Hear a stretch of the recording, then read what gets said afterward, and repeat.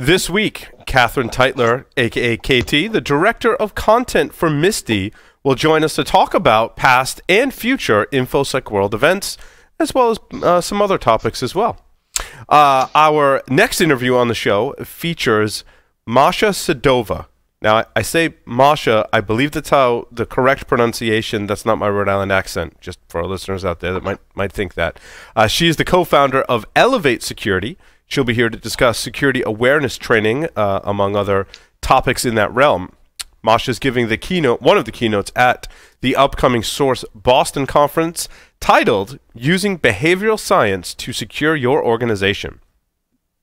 In the security news this week, thinking differently about the relationship between security and development, EEG devices are vulnerable, new Cisco iOS exploits, and if you're running older Intel chips, you may never see a Spectre patch. All that and more on this episode of Paul's Security Weekly. This is Security Weekly, for security professionals, by security professionals.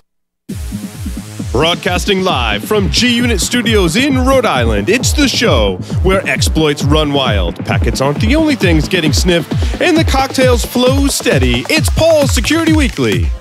I'm, of course, your host, Paul Asadorian, excited to be here, as always, on Paul's Security Weekly. Hi, and welcome to the show. I totally introduced our host right now, but I've got a totally awkward boner. What? Where? Oh, hey! I'm in the studio with you guys. That's kind of cool. Sounds like a plan. And we'll at least have one person listening. That's right. Just yeah, I know, and I appreciate it, and I'm glad you enjoyed your spooning with Jeff. But you know, hey, actually built a new office. Oh, okay. Yeah, third baby on the way, so I needed a new office. Nice. I lost my old office. That's now the baby room. Brought to you by NetSparker, the developers of desktop and cloud-based web application security scanners that enable you to automatically identify vulnerabilities in your web applications and web services. NetSparker scanners employ a unique and dead-accurate vulnerability scanning engine that automatically verifies vulnerabilities with their proof of concept. For more information, visit them on the web at netsparker.com or email at contact@netsparker.com. In 2017, an increasing number of companies reported they did not have effective insider threat detection methods. LogRhythm's UEBA solutions enable you to detect and neutralize user-based threats in real time, while built-in scenario and behavior-based analytics empower you to expose insider threats, compromised accounts, and privilege misuse. Visit LogRhythm.com to learn how their UEBA solutions can help you expand visibility and enhance detection capabilities. Welcome, everyone, to episode 554 of Paul's Security Weekly. Excuse me, it is in fact April 5th, 2018. I'm in G-Unit Studios in Rhode Island. Everyone else is somewhere else on the lines via Skype. So this is it's always weird being alone here in the studio and everyone else is on virtually. So our virtual guests, I'll start with the Security Weekly hosts. In order of their least frequent appearance in any given time frame, Not Kevin has joined us this evening. I'm very excited. Not Kevin, welcome to the program. Hello, Paul. Thanks for having me again. That looks like a really tall window behind you. It is actually infinitely tall. Oh, okay. Just checking. That might be a hard fact. Awesome. So also on the lines via Skype with some jet lag along with him, Mr. Joff Thayer. Joff, welcome to the program. Well, g'day, Paul. Yeah, I'm here. Jet lag, just returned from the other side of the planet again. But boy, it's good to be here, and I'm glad I was not on the top of the least frequent hosts list. You're not the least freakiest by any stretch of the imagination. It seems like there's more boxes that just keep, like, every time you come on the show, there's like more boxes. Like, I'm just waiting for the point where all we see is your head because everything else is boxes behind you. You like my box? That's Grandma's coffin there, and yes. No, otherwise known as a new truck grill for my vehicle that's parked outside. So. Yes, that's when I call it. Never mind. So Mr. Jeff Mann is on the lines via Skype. Jeff, welcome to the program. Hey, good to be here as always, Paul. And Jeff, have we solidified that you'll be at RSA? We have solidified it. Did you find like a way to get there and somewhere to stay? logistics. I have air travel. I have accommodations. I'm set for the week, and I have a quickly filling dance card. Many people want to talk to me for some reason. Yeah, imagine that. So Jeff will be at RSA and available to talk to, well, basically people that we decide or Jeff decides that we want Jeff to talk to or Jeff wants to talk to. So I'll talk to as many people as I can squeeze in. And standing offer, I'll talk about my NSA days if you buy me a drink at the bar. There you go. And he'll even dance with you. I did not say that. He did say he'd have a dance card, which is kind of interesting. Yeah. Well, that's a marketing term for your schedule. Your schedule. Oh, Yep. scheduled it. So, excuse me, I am still getting over a cold. So I've got bourbon and beer and cigars to help me with that, though, that's my own medicine. But Katherine Teitler is here. Lovely mood lighting. And some lovely mood lighting. That always helps. Katherine Teitler is here from MISTI. She's the director of content, where she wrangles speakers and writes a fantastic blog and develops content for MISTI. Katherine, welcome back to the show. Hello, thanks for having me. And you're not actually here this time. You're on the lines via Skype, which I am. We'll take it. We'd prefer to have everyone here in studio, but of course, it doesn't always work out. But it's nice to have you here this evening. I wanted to start by asking you, Katherine, what were some of the more popular talks by dashingly handsome presenters? Well, that doesn't seem like toss up or anything, Paul. So we had a lot of really good talks this year. Paul's talk was in the top 10 most popular of the conference, along with his friend Dave Kennedy's talk. I think I was number 4, and Dave was somewhere after that, just for the record. Just to clarify, clarifying there were that 5 more people in Paul's talk than there were in Dave's talk. So now that we have that settled, there were a lot of great talks. The most popular talk was about fileless malware. There was a talk about the dark web that a lot of people attended. It was standing room only. There was a talk by Bill Dean about what do we learn from compromises. That was also pretty much packed, standing room only. I was in the back for that one. So there were a lot of really good talks this year that people were sort of packed into very neatly at InfoSec World. So that was great. Katherine, tell me a little bit about the demographics for the event. It seems to be actually kind of similar, I think, to Source Boston, where there's a mixture of security researchers, security professionals, those from industry, and even, I think, given MISTI's history, those from auditing as well. Do you have like a breakdown, or am I way off in the demographics? Yeah, no, that's definitely accurate. The biggest group of people are sort of in that mid-tier, security managers, directors, from very large companies, which was actually a surprise to me when I started at MISTI 4 years ago. So very large companies over 5,000 people. Our top industry industries tend to be government, military, finance, and healthcare. Mm-hmm. We do get about 11-12% auditors at the event because MISTI, there are 2 sides. There's the security side, and then there's the auditing side. I don't know anything about auditing, so I don't work on the auditing side, but actually more of our trainings and events are on the auditing side because we have seminars, and there are about 200 of them each year. But because of that, we get a lot of people, a lot of auditors who want to attend the security events. So yeah, about 11-12% there. But the biggest bulk are sort of those mid-level folks with 10 to 15 years experience in security. And this year we did a lot more hands-on talks and tracks and workshops. So that was really fun. And also, this was the first year you featured a Capture the Flag event. How did that go? And how was that set up?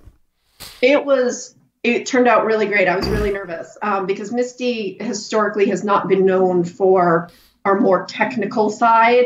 It's always been pretty high level talks, and I've tried to change that a bit.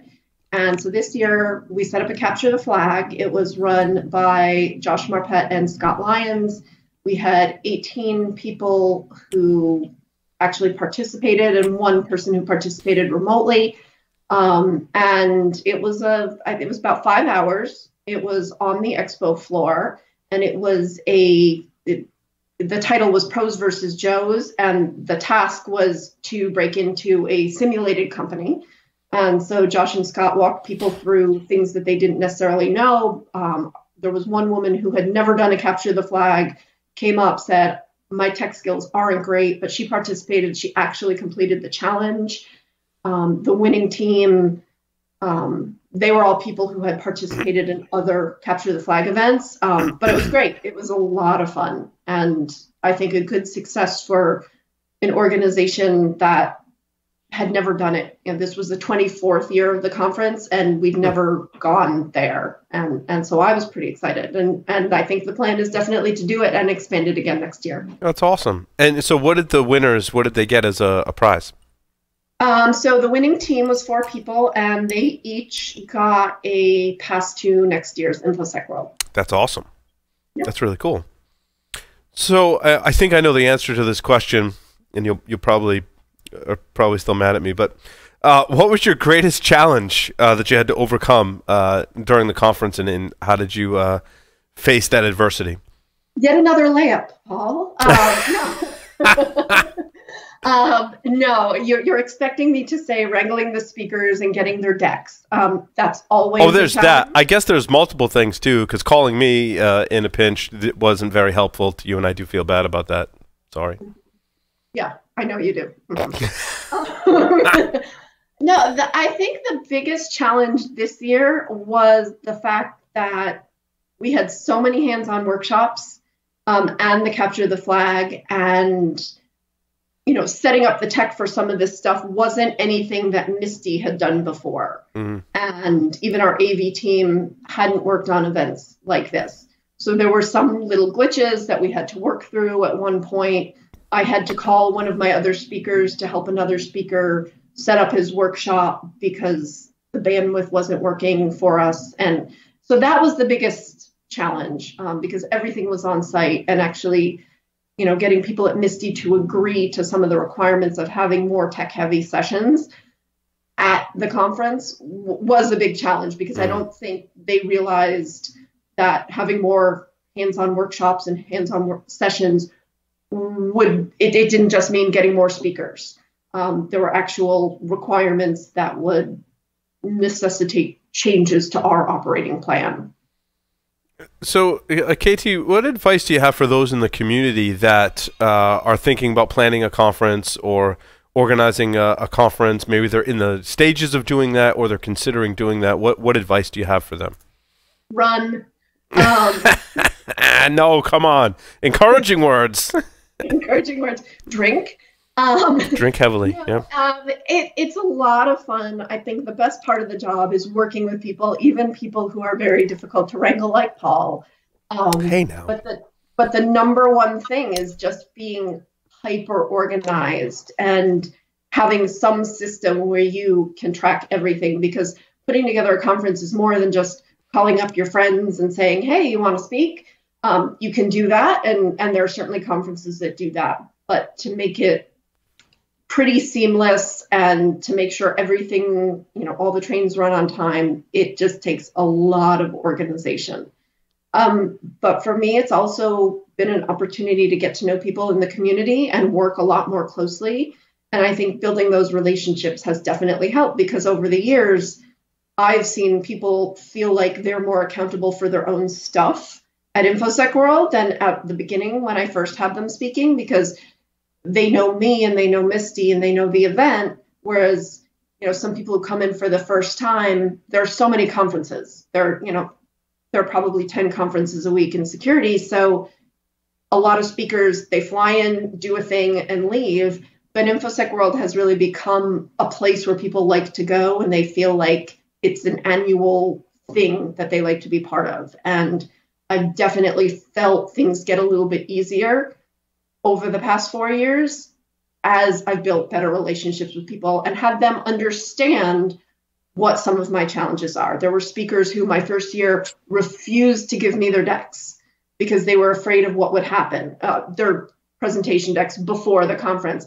And now some of those people happily send me the presentation decks for review because they trust me and they know I'm not going to post it on Twitter or something stupid.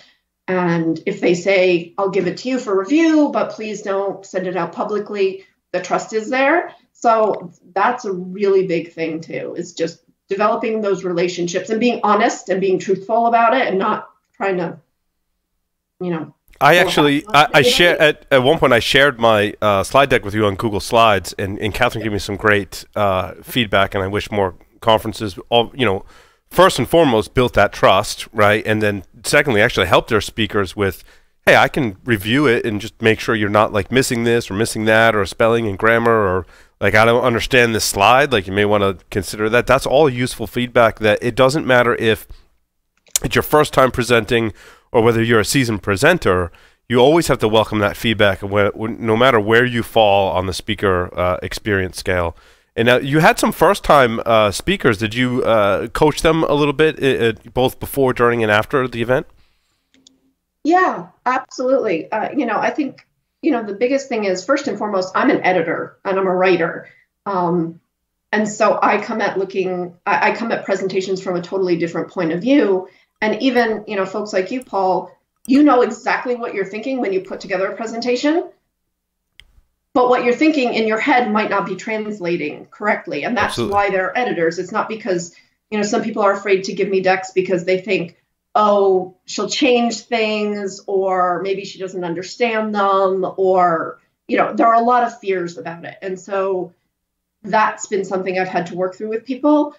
First time folks, it depends how I get to know them. People who come in through the CFP are generally a little more willing to work with me than folks who are submitted to the CFP through like a PR or a marketing firm.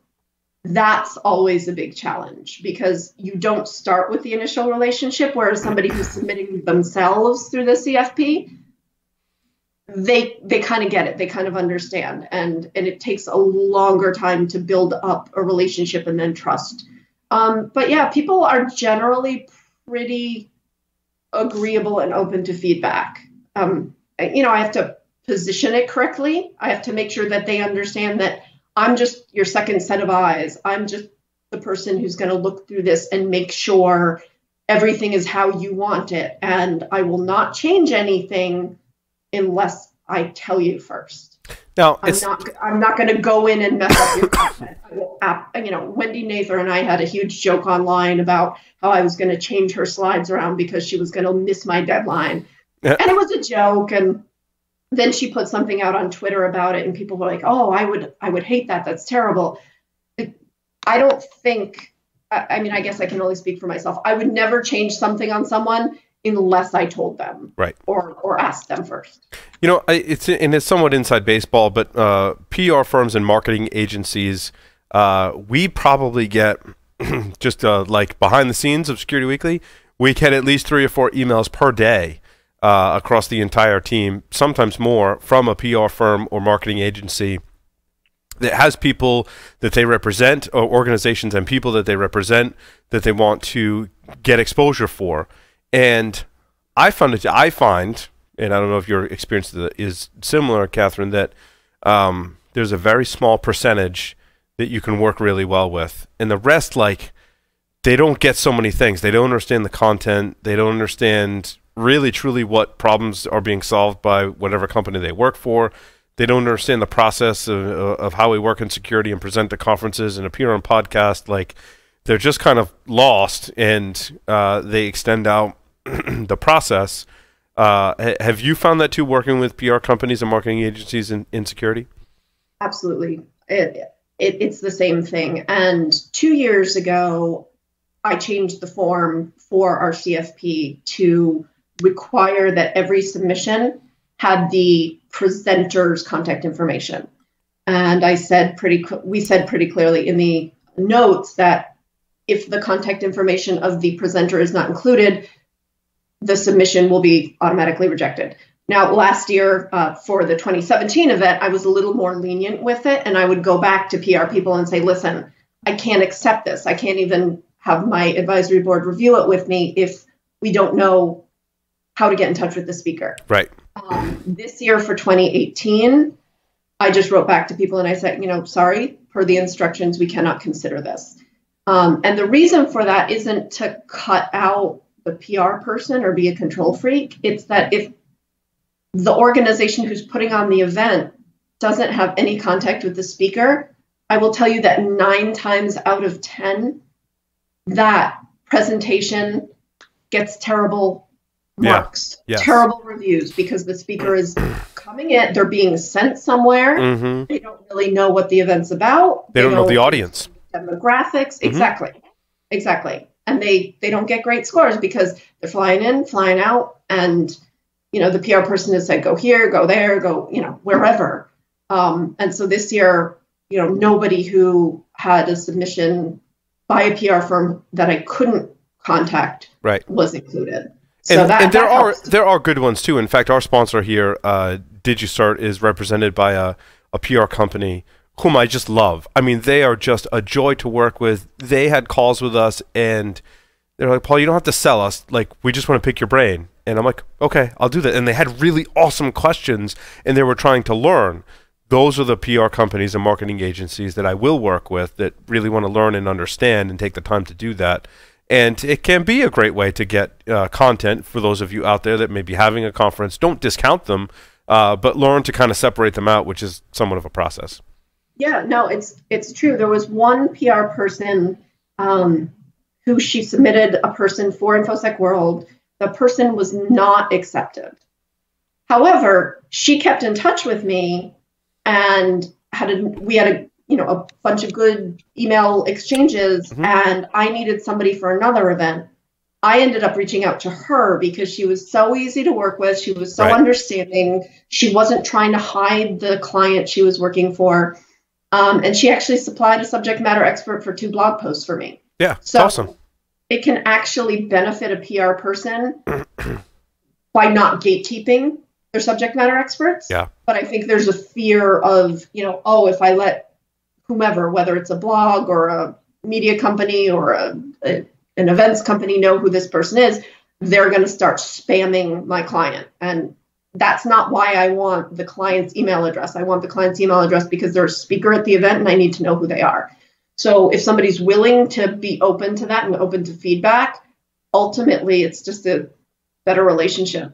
Yeah, it's really funny. We get that sometimes too. The PR company will reach out to us or the marketing agency or media agency, and they're like, "Hey, can you send us, send us your rate card because, hey, we're representing some clients that might be interested." And we're like, "Well, who's your clients?" And they're like, "Send us your rate card." And like you can go in like this infinite loop, and it's like we don't work like that. Like if you tell us the name of the company, there's an initial vetting process that we go through to say whether it's like even worth our time to continue this conversation for this particular client. And that helps everyone, right? Like I'm going to tell you right away, like if they're not in security, for example, probably not worth talking to us. Our audience is all about security. So we can just, discount that right away. So by hiding their client, like they're not doing anyone, including their client, any favors. Right. Yeah. No, there's no reason to gatekeep a client. I have no inclination and no time to start sending random security practitioners marketing messages. I don't even work in marketing. So I guarantee I'm not going to start sending them 4 newsletters a day. Right. But I think that's the fear with PR agencies, and the ones who get it and understand are great. The ones who don't and say, this is the way we're going to work, and MISTI's not the only one. We let PR firms submit speakers. RSA doesn't. Right. So there are plenty of conferences that say, nope, it has to be the speaker who submits. Mm-hmm. So in terms of next year, are you already thinking about next year now? And so what can we expect from, like, what worked this year that's going to carry forward? What new things are you building on to 2019, specifically for the Orlando conference? Yes. This is definitely a 12-month process, and there's a little respite in between finishing up 2018 and starting 2019 of about a few weeks, but the feedback, I just sent out the speaker evaluations on yesterday, I guess. So that was my final wrap up for the show. So I was able to see what talks did well, what talks didn't, what can use, a little TLC for next year. I think overwhelmingly our hands-on workshops went incredibly well. So the guys from Trusted Sec came back for the second year, Ben and Larry, and did a threat hunting workshop. We had an OSINT workshop. We had a defending your enterprise with nothing but your wits. It was basically, how to use Windows and not spend a huge amount of money on products. That's awesome. I like that one a lot. We had a couple of folks from Offensive Security come in and do the Kali Dojo. Oh, yeah. Johnny Long was there, which I didn't actually know he was going to be there. And I'm sitting there talking to someone, I think it was Adrian Santabria, and I turn around and there was Johnny. I'm like, oh, that's awesome. Yep. And I was really worried about it. Having them come in and do a workshop, I was like, oh my God, this is going to be way too far past anything we've ever done in InfoSec World. But they had 20 people in the room. Everybody stayed for the entire time. Everybody got a lot out of it. The reviews were excellent. Johnny was amazing to work with. He had Elen Hernandez come in as well, who was great. And Johnny too, in a classroom setting, Johnny's one of the easiest people in our field to talk to, and so I can see that translating to the classroom and really improving the scores that the students are giving, because he's just such an easy person to talk to. Yeah, no, my fear wasn't about any of the instructors. My fear was that MISTI had never had those kinds of deep technical workshops before. And I peppered in a few of them over the past few years, but this year we had 6 pretty technical workshops that inquired pre-installs and things like that. And it went well. People loved it. So we will definitely do that next year. We will definitely do another CTF.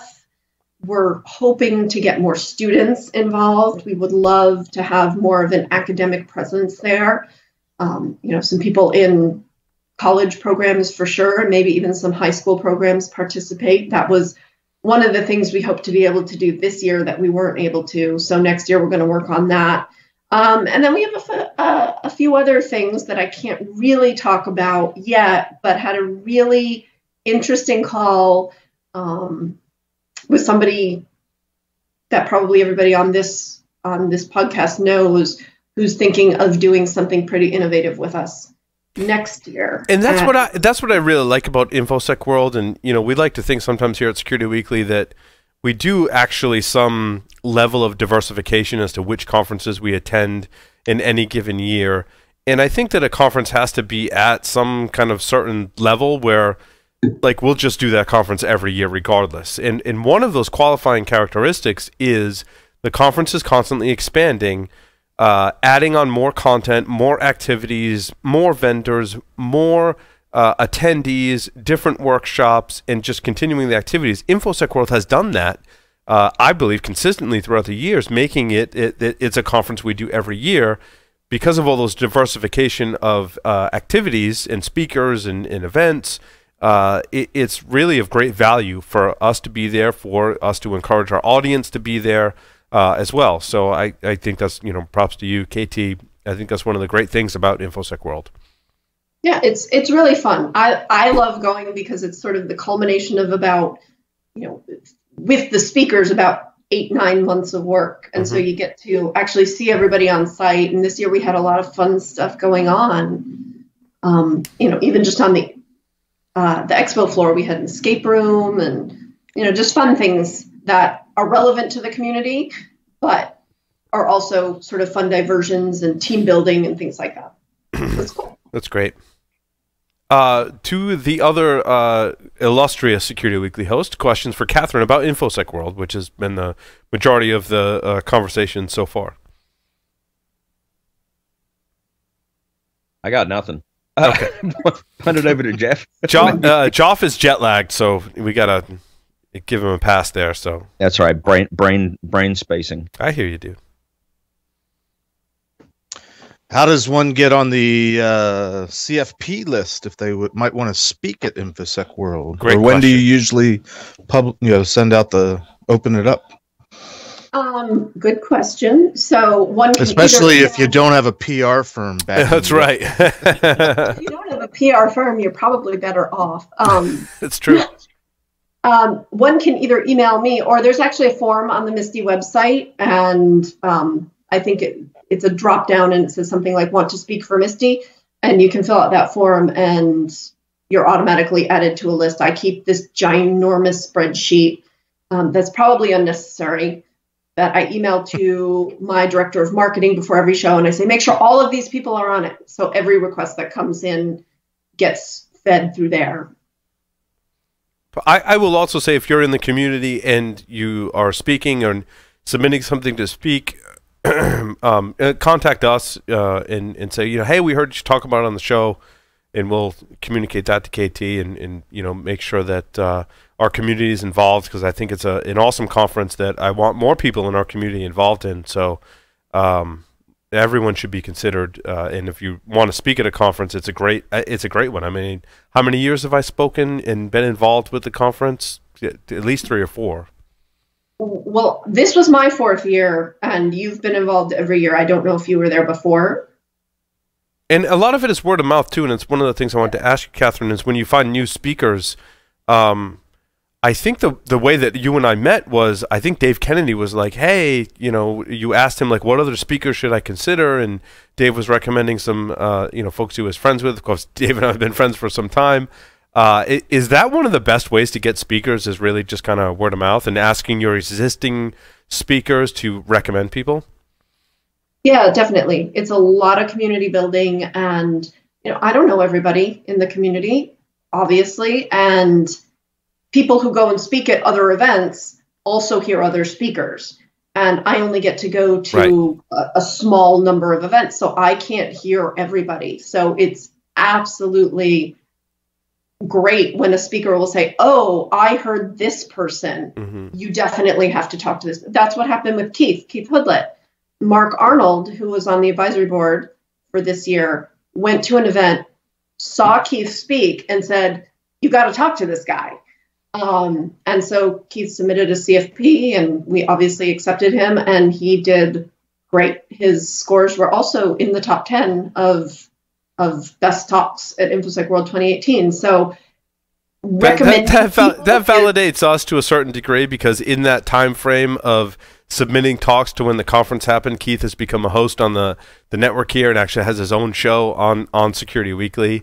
And just in case anyone's wondering, I was also on the advisory board, and anyone that I had a previous relationship with and I was voting on their talk, I disclosed and said, like, I'm biased. Like, Dave Kennedy's name was on the list. I'm like full disclosure here, Dave and I have known each other probably 8 or 9 years now. So, like, take my vote for what it's worth, but there's totally biased in voting for certain people that I knew about and have had a relationship with. And, Keith certainly was one of those folks. So, well, however, I will say that the original instructions said that the names of the speakers were hidden. You could have left them hidden. I had to see who it was, though.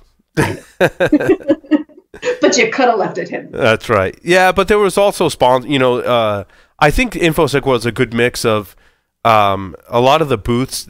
So my goal at InfoSec World was to visit a bunch of the as many different vendor booths as I could for a lot of different reasons. One, I want to understand what vendors do. I want to get Security Weekly's name out there and be recognized in the vendor community as well.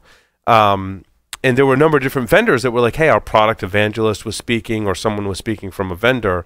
And so one of the reasons I like InfoSec World is just the diversity, right? You may be someone from the community who submitted on their own. You might work for a vendor that's going through a PR firm. You may sponsor the event and send someone. And the audience has very positive things to say about all the talks they attended. So that's KT's work right there.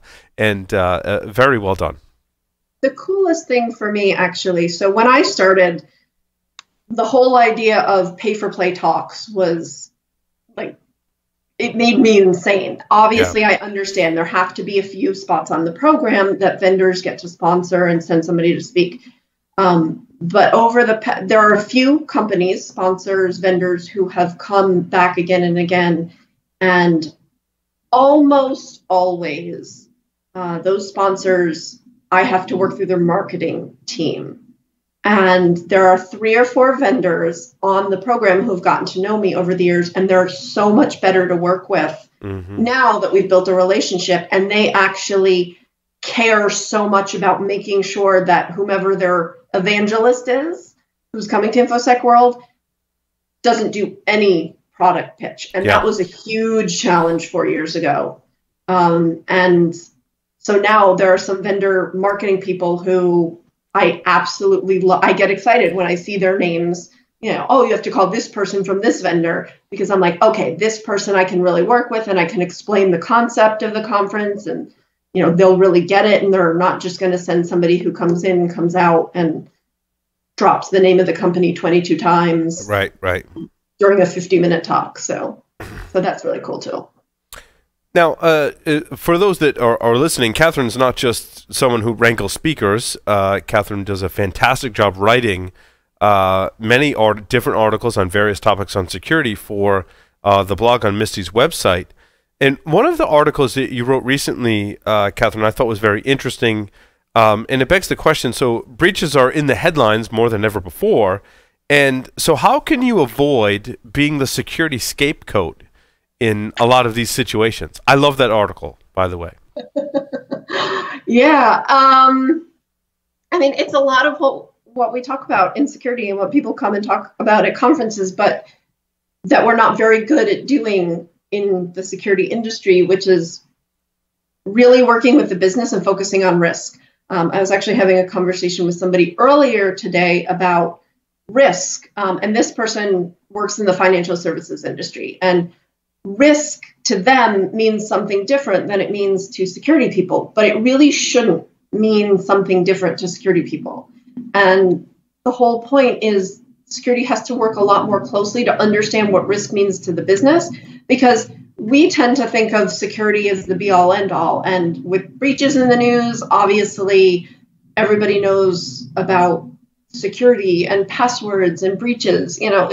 My parents know about it. It's not something that is this dark, mysterious corner of the business anymore. But security is there to aid the business. And I think a lot of the time we tend to think about security as you must do this, you must do that. But it's really just a matter of risk for the business. When a company decides to make a new product or open a new office in, maybe a geography, there's some socio-political risk. There's always a matter of risk involved, and the business is used to dealing in shades of gray.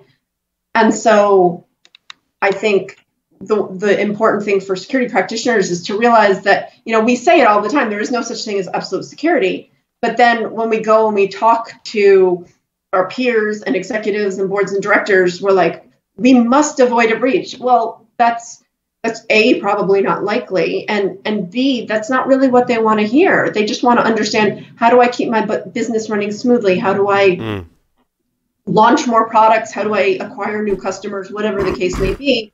And what will happen? What are the impacts, whether it's financial or business disruption? And that's what they want to know about, because it's going to happen, and not just from security, from lots of other things. Some pump can blow up, and you can lose computers or files or whatever. And what I love about that is it represents what I think is forward thinking in security today, that it's not about security risk or business risk or financial risk. It's about risk, and all those factors come into play. And I believe, certainly in the past 5 years, that security is not as much of an island as it was before, that it's being incorporated in general risk to the business. Now, having said that, when we look at breaches, there's certainly a right way to handle the breach and a wrong way to handle the breach. I think Panera has certainly, as we've talked about this week on our various shows, exemplified not the right way to handle a breach. Well, lying is never a good thing. Never a good thing. Transparency is good, lying bad. Just right, just to be clear. Yeah. Hey, Paul, I just wanted to make a comment that occurred to me, and maybe it's jet lag brain, so forgive me if this comes out wrong. But there's another thing that Katie just highlighted for me, perhaps a little off topic, but and that is, I don't think the information security industry, even though we are moving more into the mainstream in terms of that risk language, there's still a gap in the way we communicate, I think. We tend to be hyper-focused on information security issues to the point where we don't know how to talk business language. And I think we still have to bridge that gap. I agree, Jeff. Yeah. And actually, the finance person I was talking to today, one of the things he said to me was, well, why doesn't security just let the chief risk officer and their team calculate risk? And I said, well, they can't if they don't understand security, but we as an industry, security practitioners, need to be talking to our risk officers if we have them in our organization. And I don't think that's happening nearly as much as it should be, because risk people, that's their life, that's their job, that's what they live. And they know how to calculate risk. Yeah, and I think that it's almost like we need threat modeling aspect of it certainly is a great communication to have with your risk officer or chief risk officer and their department, right? Is they may not be thinking about it as creatively as some of us think about it in security. And certainly we can come up with a lot of very likely scenarios, but the risk office can help determine that likelihood and help put some context around that with the inputs from security. Yeah, I was just going to say, I think that hits it pretty dead on. And the challenge, I think, for us in the information security industry is how do we get information security integrated into a risk officer's profile in a meaningful way? Well, it's a challenge. I mean, it's a challenge. And there are a lot of organizations who don't even have a risk function. You know, small and medium-sized businesses may not have a risk department. So, maybe working with finance because they have their own calculations and, they're the ones who have that responsibility. I think it's building relationships and trust and, kind of like we were talking about, even with InfoSec World, just making sure that it's not sort of us against the world, which is kind of an historical InfoSec persona. But it really is, and it sounds so cliche, and we've been saying it for years, but it is working with the business. And it's also sort of humbly going in there and saying, I know security, but I don't know risk. Mm-hmm. Or I know this little bit about risk, but I need to speak to the business in terms that works for them. Katherine, yeah, and I think the net result too, if information security people at more senior level take that leap of talking to the business directly, I think the net result in any organization is information security would directly receive more funding. Yeah, more funding, more support. When people don't understand things, just even taking a grander view, when people don't understand something, that's when they have a fear of it.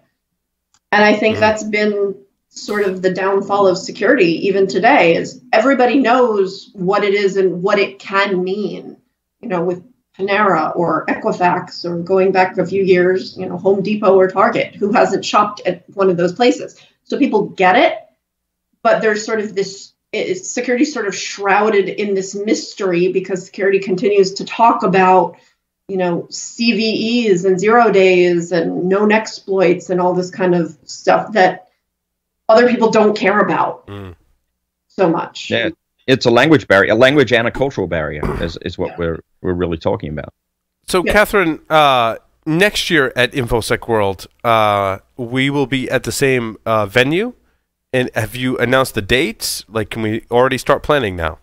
We can. You're going to ask me what those dates are, aren't you? I am. Sorry. Put you on the spot.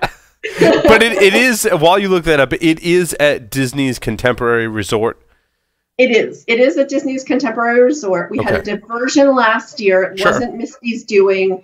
Disney kicked us out for the Spring Breakers.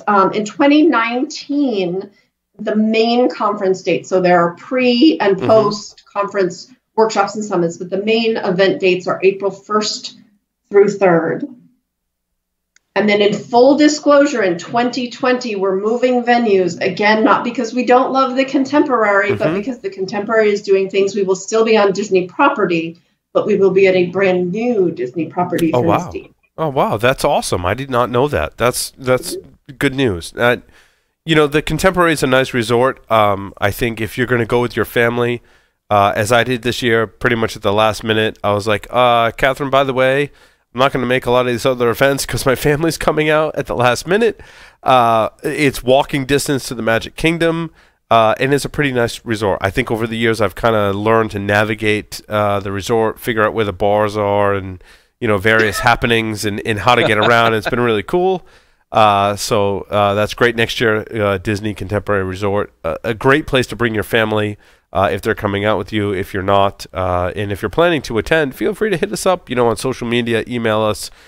We can help you navigate. For sure, as I said before, it's a conference that every year Security Weekly will be at and support, because there's just so many things to be there and attend, and so many people to network with, and it's a great conference. So, Catherine, thank you very much for appearing on Security Weekly again, and kind of recapping this year's InfoSec World, and encouraging people to attend next year as well.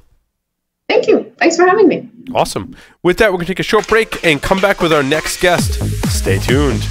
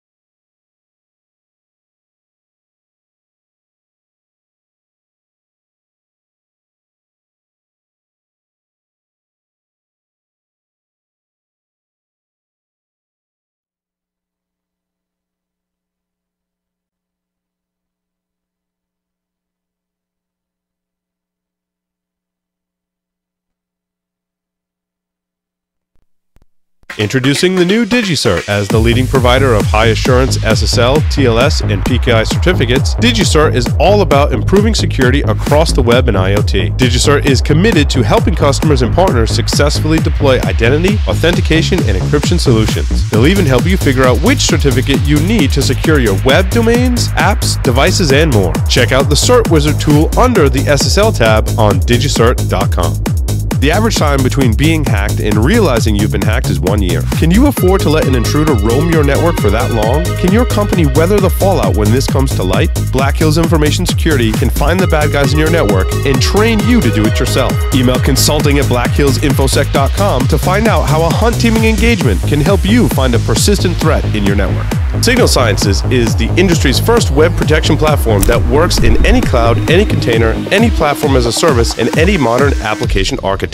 The Signal Sciences web protection platform can be deployed in next-generation WAF, RASP, or reverse proxy modes, giving customers ultimate flexibility and coverage. Protect your web applications with Signal Sciences web protection platform. Signal Sciences, protecting applications, connecting teams. For more information, check them out at signalsciences.com/PSW. Welcome back, everyone, to Paul's Security Weekly. Just a quick note, if you want to catch some of our previous webcasts, these are ones we both do for the community that we advertise out, and as well as some of our on-demand ones, which run all the time. There's a great mixture there. You can go to securityweekly.com/on-demand and catch a number of our previous webcasts on penetration testing, security awareness, endpoint protection, defending enterprise applications, all kinds of stuff. Make sure you go to securityweekly.com/on-demand. With that, I would like to introduce our next guest, Masha Sedova. She is currently the co-founder of Elevate Security. She previously has worked for Salesforce.com and presented at Black Hat RSA, as well as other conferences. It's very nice to welcome Masha to the show. Welcome. Thank you. It's really great to be here. And Masha, you're of course speaking at Source Boston on the topic of essentially end user security awareness. And before we get into that, Masha, I want to know how you got your start in information security. Yeah, you know, I've actually, it's what I studied in college. I've always known that I wanted to be in security, which I hear is a pretty unusual pathway to get in. But I love the idea of there being a group of good guys and bad guys, and this ongoing ability to defend ourselves and fight against, you know, this onslaught of hackers, which was a little bit more romantic when I got started than it is now, but it's still a great ride. Now, you must have been one of the early cybersecurity programs. I mean, because cybersecurity programs aren't like, they haven't been around that long, and so you were entering a degree programs and chose to go into cybersecurity? So I have a formal degree in computer science, but I was part of a really cool program called CyberCore, Scholarship for Service, and they pay for 2 years of school in exchange for working for government or defense, or working as a contractor for a defense organization for 2 years in exchange for having your school paid for. And it was really cool because I got to work on some cool forensic cases for Secret Service and customs that I don't know that I would trust a 19-year-old with these days. So you were 19 doing forensics for those government organizations. That's pretty awesome. Yeah, it was cool. And so how did you get involved in end-user security awareness? Yeah, so I've always been fascinated with the human element of security, initially from the offense perspective, seeing what, from a forensics perspective, where someone would hide secrets or data, and from a cyber analyst perspective, what foreign threat actors were using against U.S. infrastructure to be able to get in. When I joined Salesforce, I initially started work on the Insider Threat Program, and I found that it was a very challenging environment to do insider threat, coming from more of a government background. And I became obsessed with this idea of what would it look like if people wanted to do security instead of had to. And what would that look like from defending an organization against insider threats? And if you could get people to report suspicious activity, not out of fear, but because they were internally and intrinsically motivated to do so, what would a security of an organization look like if that could be the case? And I that question kept me up at night, and I started doing a whole bunch of research, which brought me to my current field. Now, hearing you describe that, Masha, it seems like you created your own role at Salesforce. Like, what was that like? Like, you identified a problem, you researched the solution. It almost seems like, to me, on the surface, you created your own role at the company, which is a very large, successful company, by the way. Yeah, it's really astute question of you. I was hired for a role that I think was doomed for failure. We didn't have an appetite for insider threat as much as the security team thought we did. And I realized that if I was going to be successful, I had to reinvent what I was going to do at the company. So I took a look at the security awareness training we had. And if anyone has ever worked for a large organization, you know what I ran into. It was this like, click the box, next, and then snooze, right? And I found it so frustrating because we're trying to defend ourselves against these really sophisticated adversaries. And the best we could do was this check the box training. I was like, that's nuts. There's got to be a better way. And I realized security people haven't done a great job at figuring out how we relate to other people.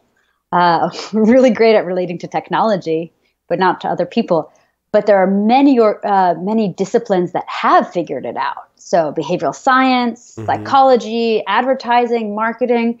So I started soaking up all of this data around other practices and other frameworks and said, how do we apply this to security? And I saw that no one else was doing it, but I didn't think that anyone was doing security awareness much better. So it seemed like a place ripe for innovation. I love that you essentially were working for an organization, and much like a startup, decided that you needed to pivot to be successful. Secondly, having just gotten through the Phoenix project as well as the Beyond Phoenix project, which largely, and I didn't understand the depth they went into, borrowed from other disciplines to apply that to security. It sounds like you did the same thing. So what were some of the works that were most pivotal to your work in other disciplines that you were able to apply to security? Yeah, great question. And, before I get into telling you what was most pivotal, I think the industry as a whole, security industry as a whole, can greatly benefit from cross collaborations with other industries. And so if we can bring in more diversity of skill sets, for whatever it looks like, and teach people security, we can learn from lawyers, from marketing folks, from writers, a lot that we haven't been able to organically grow in the field ourselves. There's probably 3 books that I found to be super pivotal. First of all was one on gamification and effective game design called Reality is Broken. And it unpacked what it is that makes a game successful. And I started taking those principles and applying them to not games, so business functions, and applying game mechanics to business functions or security functions to drive the behavior I want. So creating feedback and leaderboards and opportunities for mastery, all the elements that make gaming really successful. So creating my own gamification programs. So hold on. It's kind of like when you were playing in the arcade and you had your unique initials and you were on the leaderboard. Like that's a psychological thing that really plays into much of what we, I think, aspire to be as human beings, right? Totally. Because, some people don't care about security. We can't make them care about security because if they were cared about security, they would be on the security team, right? But they're an art developer or whatever, marketing person.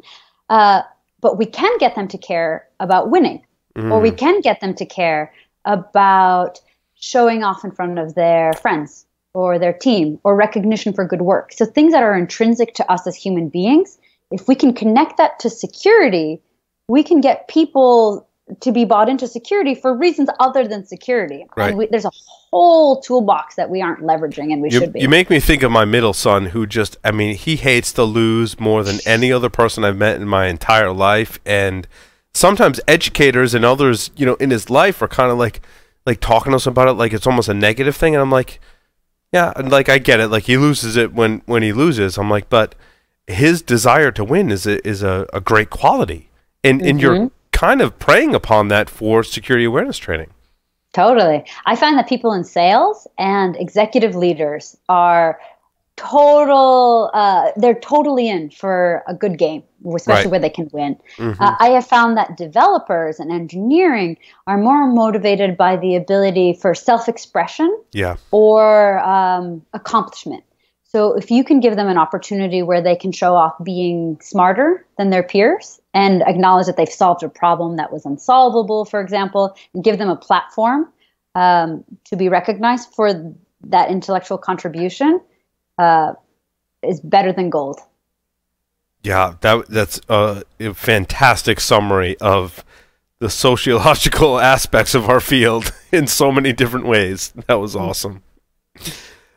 So I guess that answers my question of how important is the gamification of security awareness training. I mean, it's really preying upon our needs, wants, and desires and of people in various groups in the organization, right?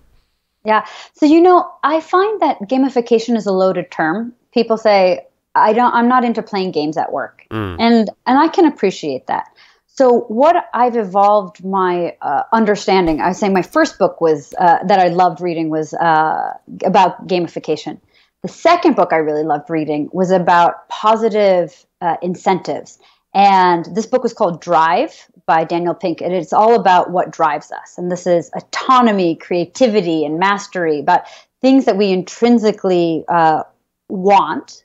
And the positive incentives that we get is not necessarily money or not even a leaderboard, but the ability to say, thank you for doing that, or that was a good behavior. I would like more of that. The same way that we train small children or dogs. I was going to say, in my children, I have 3 children, and positive reinforcement, I found, as many parents out there have also discovered, right, is far more successful than punishment. And the advice that we get externally of our children when we talk to the doctors, teachers, and whoever else is involved, martial arts instructors, whoever else is involved in our children's lives, the good ones will recommend that positive reinforcement.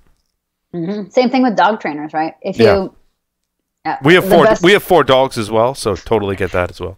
And how many kids? We have 3 kids, 4 dogs. You should be teaching this then. I have a lot of the stuff I've studied for our field. I do also apply to my home as well. It's very applicable. Mm-hmm. But if you think about it, what have we done for security? We say, this is our policy. If you abide by it, you will hear nothing from us. And if you violate it, you better watch out, because it's usually punishment or fear of termination.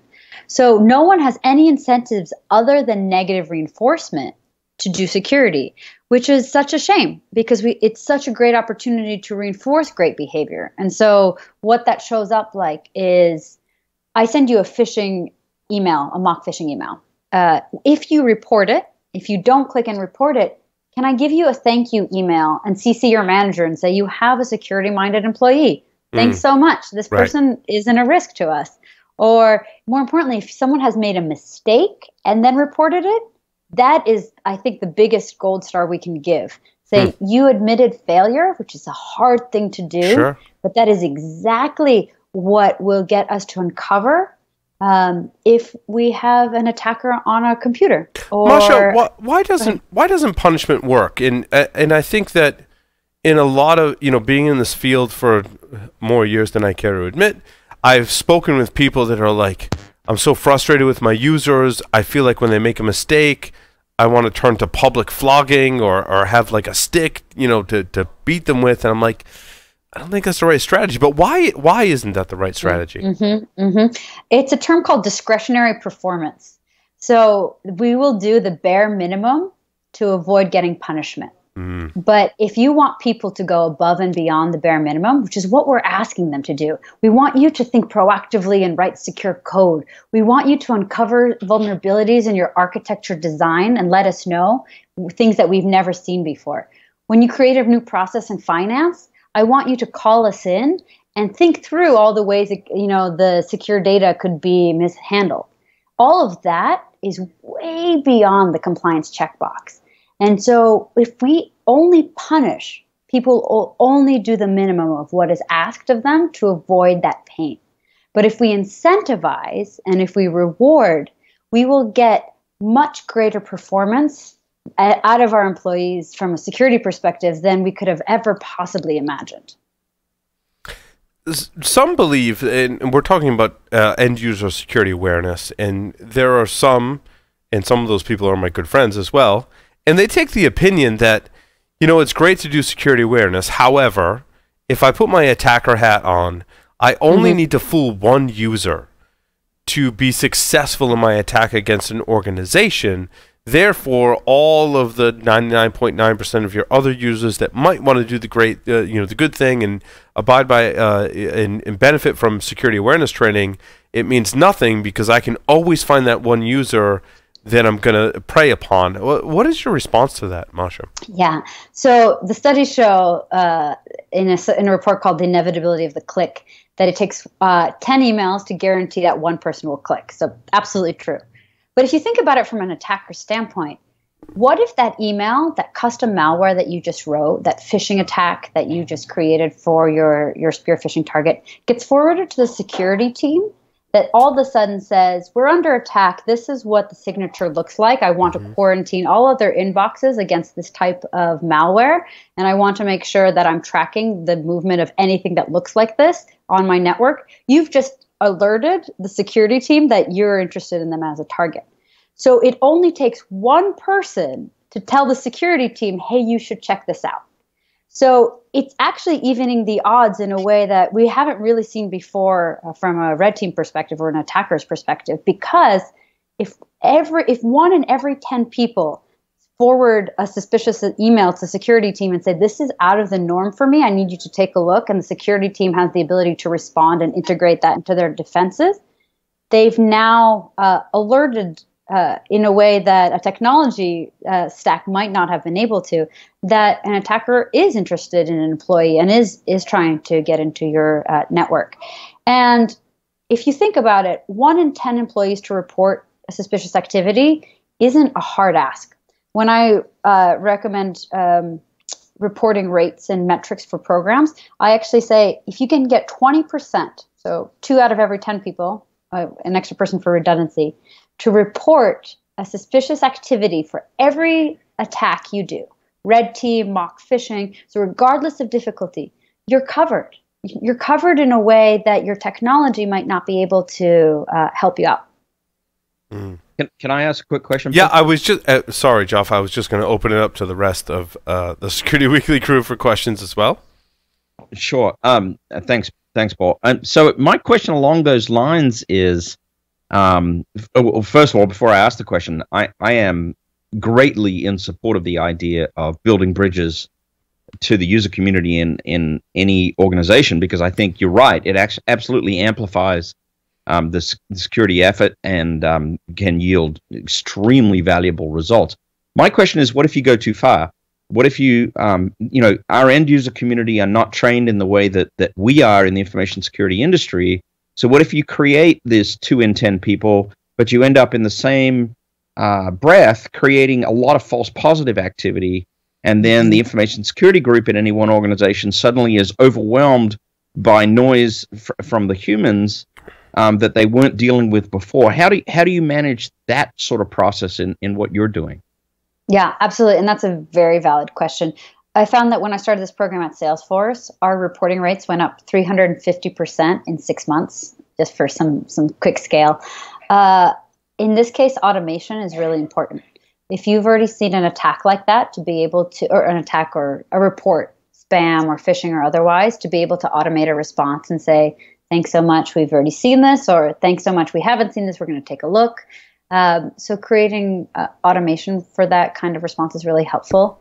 I think another way of getting community knowledge would be helpful. Say, has anyone else seen this? I haven't seen this in practice yet, but easing the burden off of the security team. So I've found that companies that actively use Slack, for example, can share common practices and said, I've seen this kind of phishing attack, you should report it, or I just reported this phishing attack, the security team told me it was this kind of result, so you may not need to.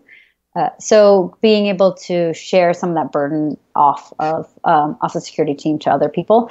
But again, that's a little bit more forward thinking. The companies that I've seen that do it really well are the ones that utilize automation and email response in a more repeatable format.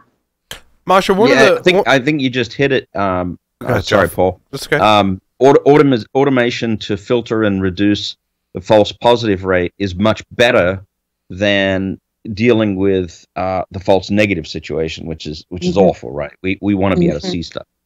Now, Masha, I like your 20% kind of ratio, right? But employees tend to come and go. And so how do you structure the program when you might train employees, they get it when it comes to security awareness, but then those employees leave? I think one of the greatest pieces of business advice, I understand you're a co-founder of your own startup today, right? Separate conversations for Business Security Weekly, perhaps, but one of the greatest pieces of advice were employees come and go, and that's just kind of a nature of running a business. And when those employees leave that have that security awareness training, how do you continue the program and make sure that it's a continual process? So I think that new hire onboarding is one of the most critical moments that a security team has in an organization. You have the opportunity to take someone whose culture expectations are still very malleable. Yeah. And as you bring them in, you can say, security is so important for us here. And let me show you what it would be like to read the headlines of a breach article that has the name of our company. And if you were behind that, like, just give them that article, right? And give them a chance to read it and say, how does that feel? What would it be like if you were the reasons our customers left us, right? And then they're like, okay, I get it. What do I need to do? And now they listen and they say, security is really important. We only ask for 3 things here. This is my other pet peeve. We ask for so much of people. We just standardize on the 3 things that are most important for you. Oh, and I love that. We talk about the magic number of 3 on Business Security Weekly all the time, right? And people can only consume 3 things at a time, right? 3 things, yeah. So it doesn't matter if as a security team you need them to do 20 things. It doesn't matter because they can only hear 3. So as a security practitioner, do your homework. Figure out what are the 3 most critical, risk-focused things that you need your employees to know about. I personally would recommend don't click on links, don't download malware, and report suspicious activity as your top 3. We can debate whether or not tailgating is in there, and sensitive data handling always comes on top. 2FA adoption happens to have the top 5 slot often. But choose 3 and communicate those clearly, what the expectations are, how to do it, and when they do it, reward them. Reward when they actually participate in those 3 behaviors. And when you nail those 3 behaviors as a company, or even just one, rotate it out and bring in your next one. How do we differentiate between security awareness and security training? I don't like either, actually. I personally think I like security behavior change. Awareness is an interesting word because many people are aware that they need to have secure passwords. They don't actually have 40 unique long secure passwords. The behavior change we're asking for them to do is adopt a password manager. That yields the outcomes we want. So awareness is a foundational. So you have to have this in your vision, but it doesn't mean you're going to do anything differently. So one of the things I'll be talking about at Source is how do we use behavior change to get to the outcomes we want. Security training is another element of behavior change. It gets to the ability for someone to do something. But again, just because you know the information, just because there is knowledge transfer, it doesn't mean someone is actually going to change their behavior, right? So I may know that I need to lose weight. I may know that I have calorie counts and I should eat salad. Doesn't mean I'm going to go running, right? There's a lot more things, like motivation needs to exist. I need to have working legs and a good pair of running shoes, as well as the knowledge that running is good for me. So you should know when you are applying awareness as your skill set, as your fix for tools in your toolbox. You should know why you're applying training. It's because someone doesn't know something, and knowing them is going to help bridge that gap. But it is possible that they don't care. Right. It is possible that they don't have the ability to do it. And it is possible that they're never reminded to do it. And if you don't have those other three things, all the training in the world won't help you.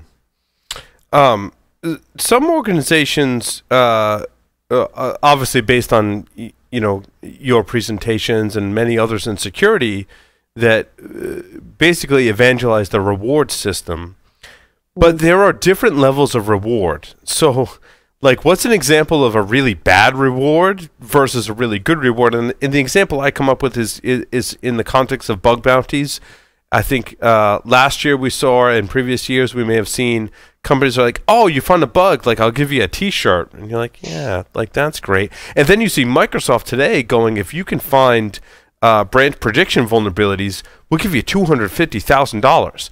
That's a huge spectrum between T-shirt and $250,000. How do we structure rewards accordingly in our organizations in the context of security awareness? So I love this question. I would almost always advise against money unless it is a significant sum, like $250,000. And the reason is, if you're going to have like $1,000 or even a couple $100, what happens is people start turning on in their mind something called market norms for social norms. Market norms are when you say, this is worth this much money. And so when you ask me to do a bug bash, and the thing that you're going to give me money for is, let's say, $1,000 if I win, I'm going to do those calculations and say, I'm really busy. I got a lot of stuff to do. $1,000 would be nice, but I'm a pretty well-paid developer, and I got other stuff, right? Yeah, you're going to attach a value to your work, right? Totally, in monetarily. I mean, I watch Shark Tank, right? Like, it's all dollars and cents. It's a calculation. Yeah, and you're like, is it worth it? So when you start including things that I don't have access to, and most of the time that's not money. Again, if it's $250,000, I don't have access to that. So yeah, you're talking my language. But otherwise, if it's a super exclusive T-shirt, it's not just all T-shirts. If it's an exclusive T-shirt that comes with this privilege of being one of 5 that has it, that's a totally different thing. It's not about the T-shirt. It's about the access. It's about the exclusivity. One of my favorite things to give away as a reward is access to a lockpicking class, which is something that people don't usually get access to. So give me something that I can't get or buy on my own, or most likely won't. Give me, let's say, lunch with an executive, a premier parking spot.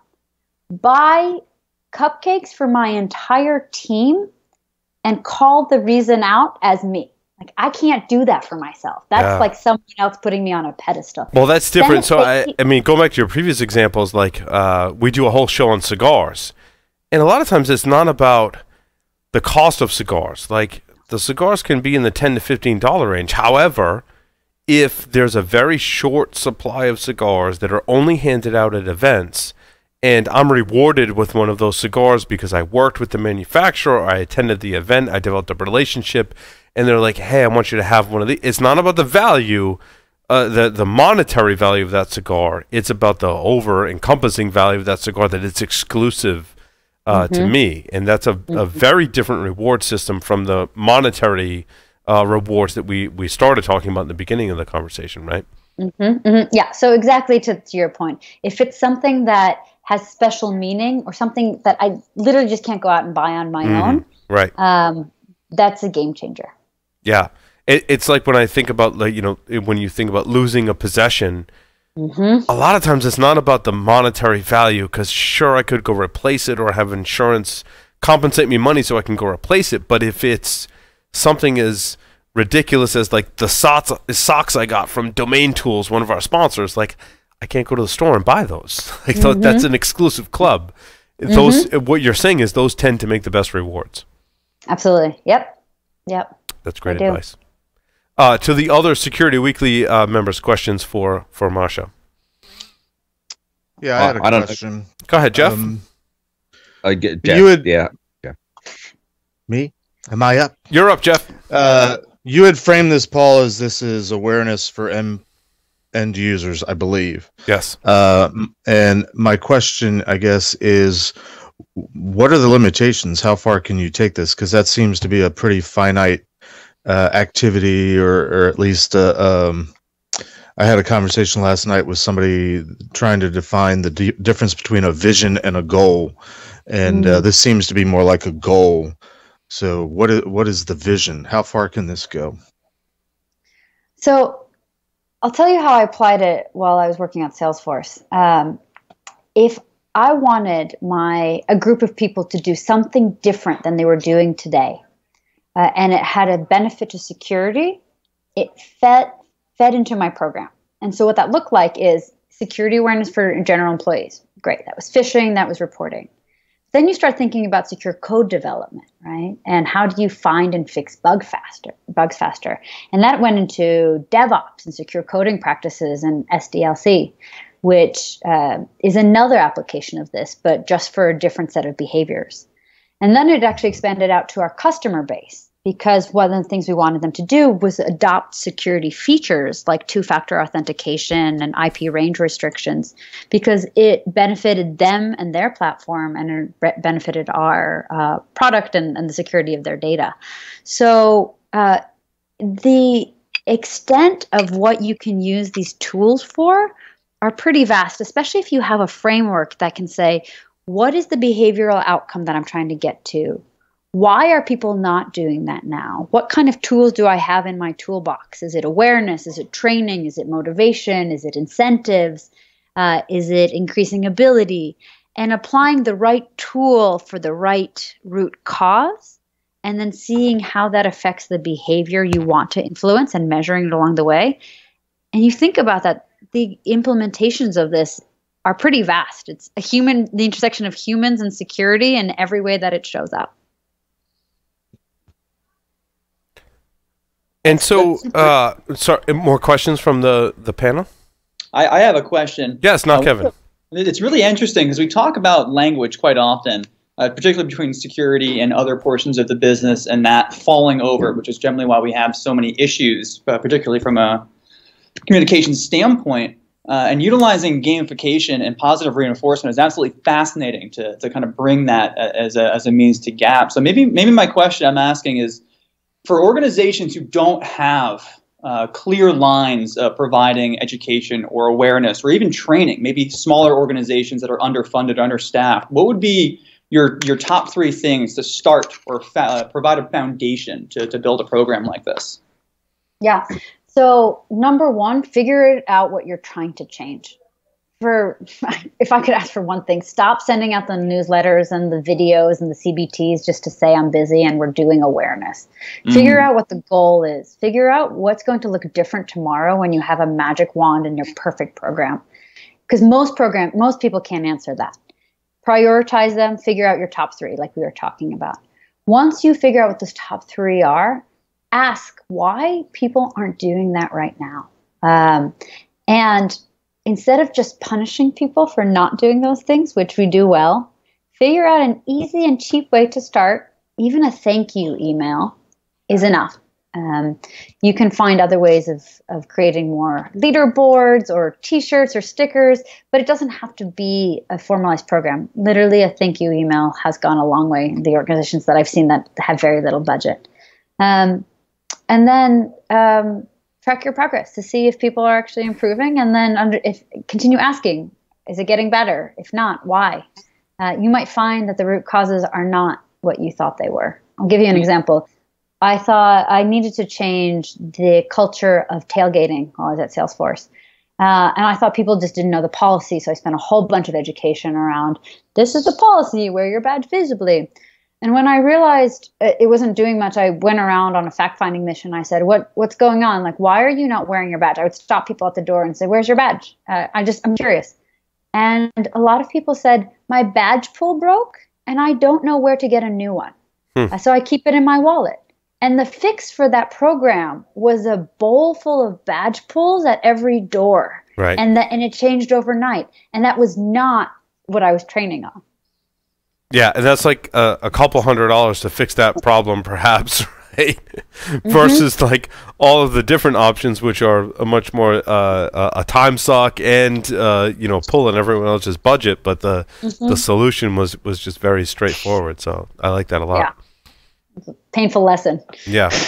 Well, and I also think that inherently people want to be nice specifically with tailgating, right? And we've done interviews over the years with many different social engineers, and they kind of prey upon the fact that, in general, like, people want to be nice. Now, there's a lot of sociology and psychology behind that, but you know, when you work for Salesforce, for example, and you want to be helpful to who you think are your fellow employees, you want to be nice. And social engineers certainly, you know, prey upon that, and that can be a difficult thing to overcome in your in your security awareness training programs. Absolutely. One of the ways that I have found to be helpful is to prove to people it's an actual problem. They don't like to confront each other for just for policy. Right. But what I did is I showed people videos of people walking in behind them and stealing laptops, and said, "Have you seen this person?" And showed videos of it actually happening. And overnight, people are like, "I got it. I understand why this policy exists. I understand why I'm supposed to ask for people behind me." And it's an uncomfortable conversation, but I have a motivation to do it now that I didn't before. And you have to create that motivation. And I can certainly attest to that when I used to have a pen testing company. You know, the second time that we would send someone on site and employees would recognize that person, like, immediately they were like, no, hold on, you gotta leave. Like, I got burned by that, and like, I've learned my lesson. I understand my motivations. I understand I gotta protect the company. Like, no way am I letting you on site, like, ever again. So like, you learn as a pen test company to send different people, but even then, if they understand those motivations, certainly that can help you know, with that issue. Absolutely. Yep. So you were speaking, Masha, at Source Boston on, is it the Thursday? The second day, I believe. Thursday, yeah, 9 a.m. Thursday morning. We will be there as well. I encourage everyone to attend. And if you are attending, of course, the 9 a.m. Keynote. Masha, thank you so much for appearing on Paul Security Weekly. It was awesome talking with you. It was great talking to you, Paul. Thank you. Thank you. With that, we're going to take a short break, come back, and cover the security news for this week. Stay tuned. Don't go anywhere.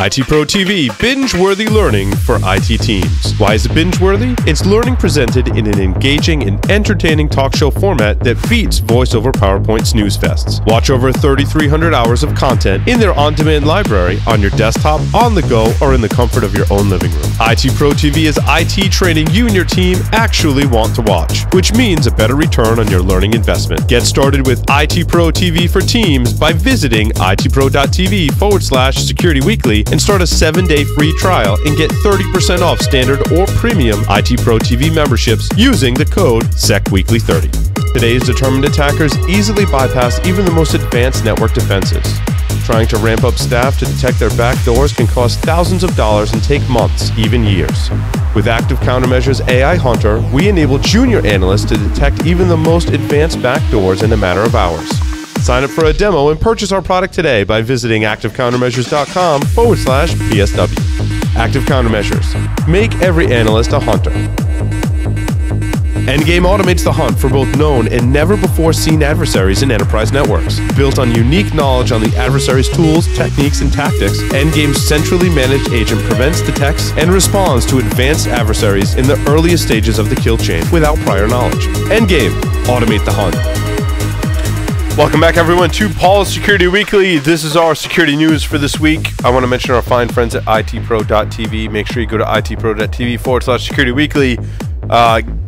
Give them a try as an individual and encourage your organization to subscribe to a team edition, which gives your entire IT organization access to over 3,300 hours worth of training. Make sure you go do that and attend Source Boston. Last week we interviewed Rob Shane. This week, Masha Sedova. Awesome content at Source Boston. We'll be there selling t-shirts.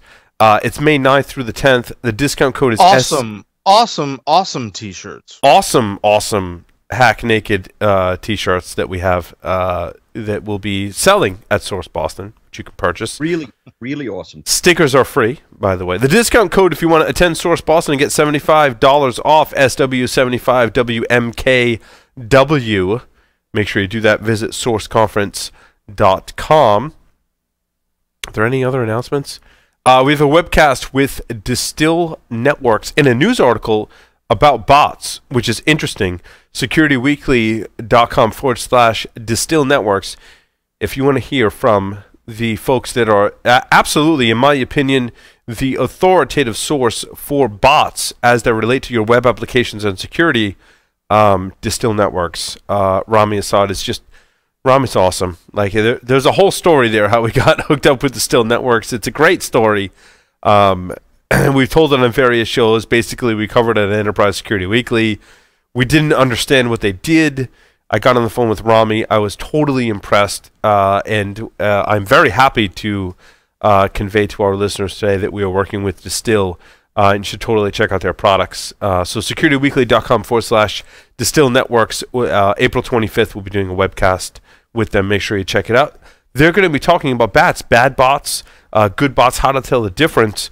To segue into one of our stories this week, there was a story that said Facebook and Twitter may be forced to identify bots. And I think as we think of bots, we tend to think of automated scripts that are creating accounts on social media networks that are very much bots for various purposes. Of course, we've seen many news articles about the Russian influence on the U.S. election and how bots play into that.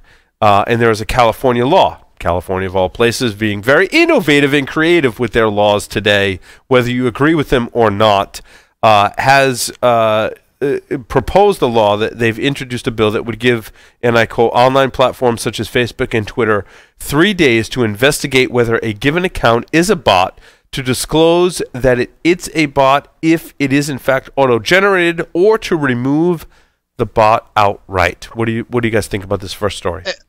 I was going to say, Paul, we should just pause and just think about the implications of that for a minute. Okay. Like a moment to consider that there's legislation that is challenging any entity, organization of determining whether an account is a bot or not. I mean, bots have been around a long time.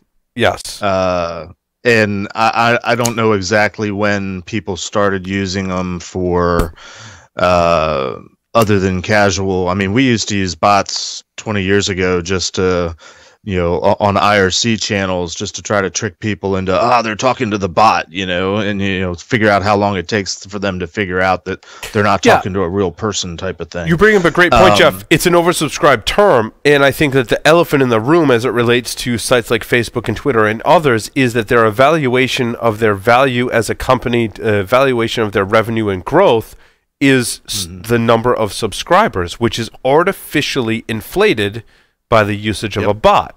If they're forced to do some analysis to determine who's a real person versus a bot, by the way, that's Distill is a sponsor of the network. They are one such company that I believe, in having spoken with and worked with very closely, is able to make a very informed decision as to whether or not your traffic is a human being or a bot.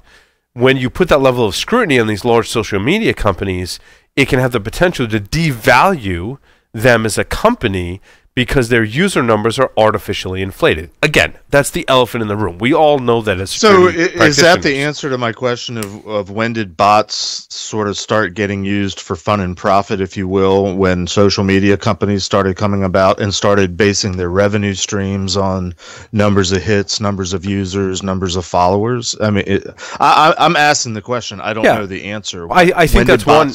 I think that's one aspect, Jeff. Certainly. Now, there's certainly, to pivot into more of a security and technical discussion, there's a great benefit as an organization to determine, hey, is this traffic from a bot or is it from a real person? Huge security benefits there, obviously, right? Like if I can, first of all, I think the best use case is basically all this traffic doesn't really mean anything because it's from some automated bot. It's not an actual person. I can focus on who's an actual person coming to my site and focus my efforts on that, not on the auto-generated bot traffic. So I think the California legislation is interesting, as is much of the legislation that is proposed by not just states like California, but many different states. I think we hear of a lot of, I think, legislation that could have merit. I think also legislation that is extremely ridiculous. Forcing these large social media companies to disclose and put effort into getting rid of bots on their network is a very controversial subject, and one that warrants some discussion, certainly. Well, I've got a comment, Paul. It seems like in the article and in the overall proposal that they're focusing on the wrong thing.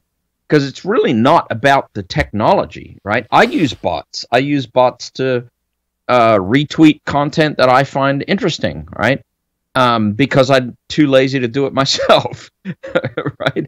But that's the wrong focus. I mean, are they not really, and I may be mistaken here, but are they not really going after the amplification of disingenuous information or fake news, as otherwise said? No, it's a great distinction, Joff, right? Like, you are a person who has a social media account. You may use bots to contribute to your content, and you have to make the distinction between that, which is totally legitimate in my opinion, and accounts that are created by bots that are solely to manipulate the system or misrepresent information or statistics within your organization, right? Exactly.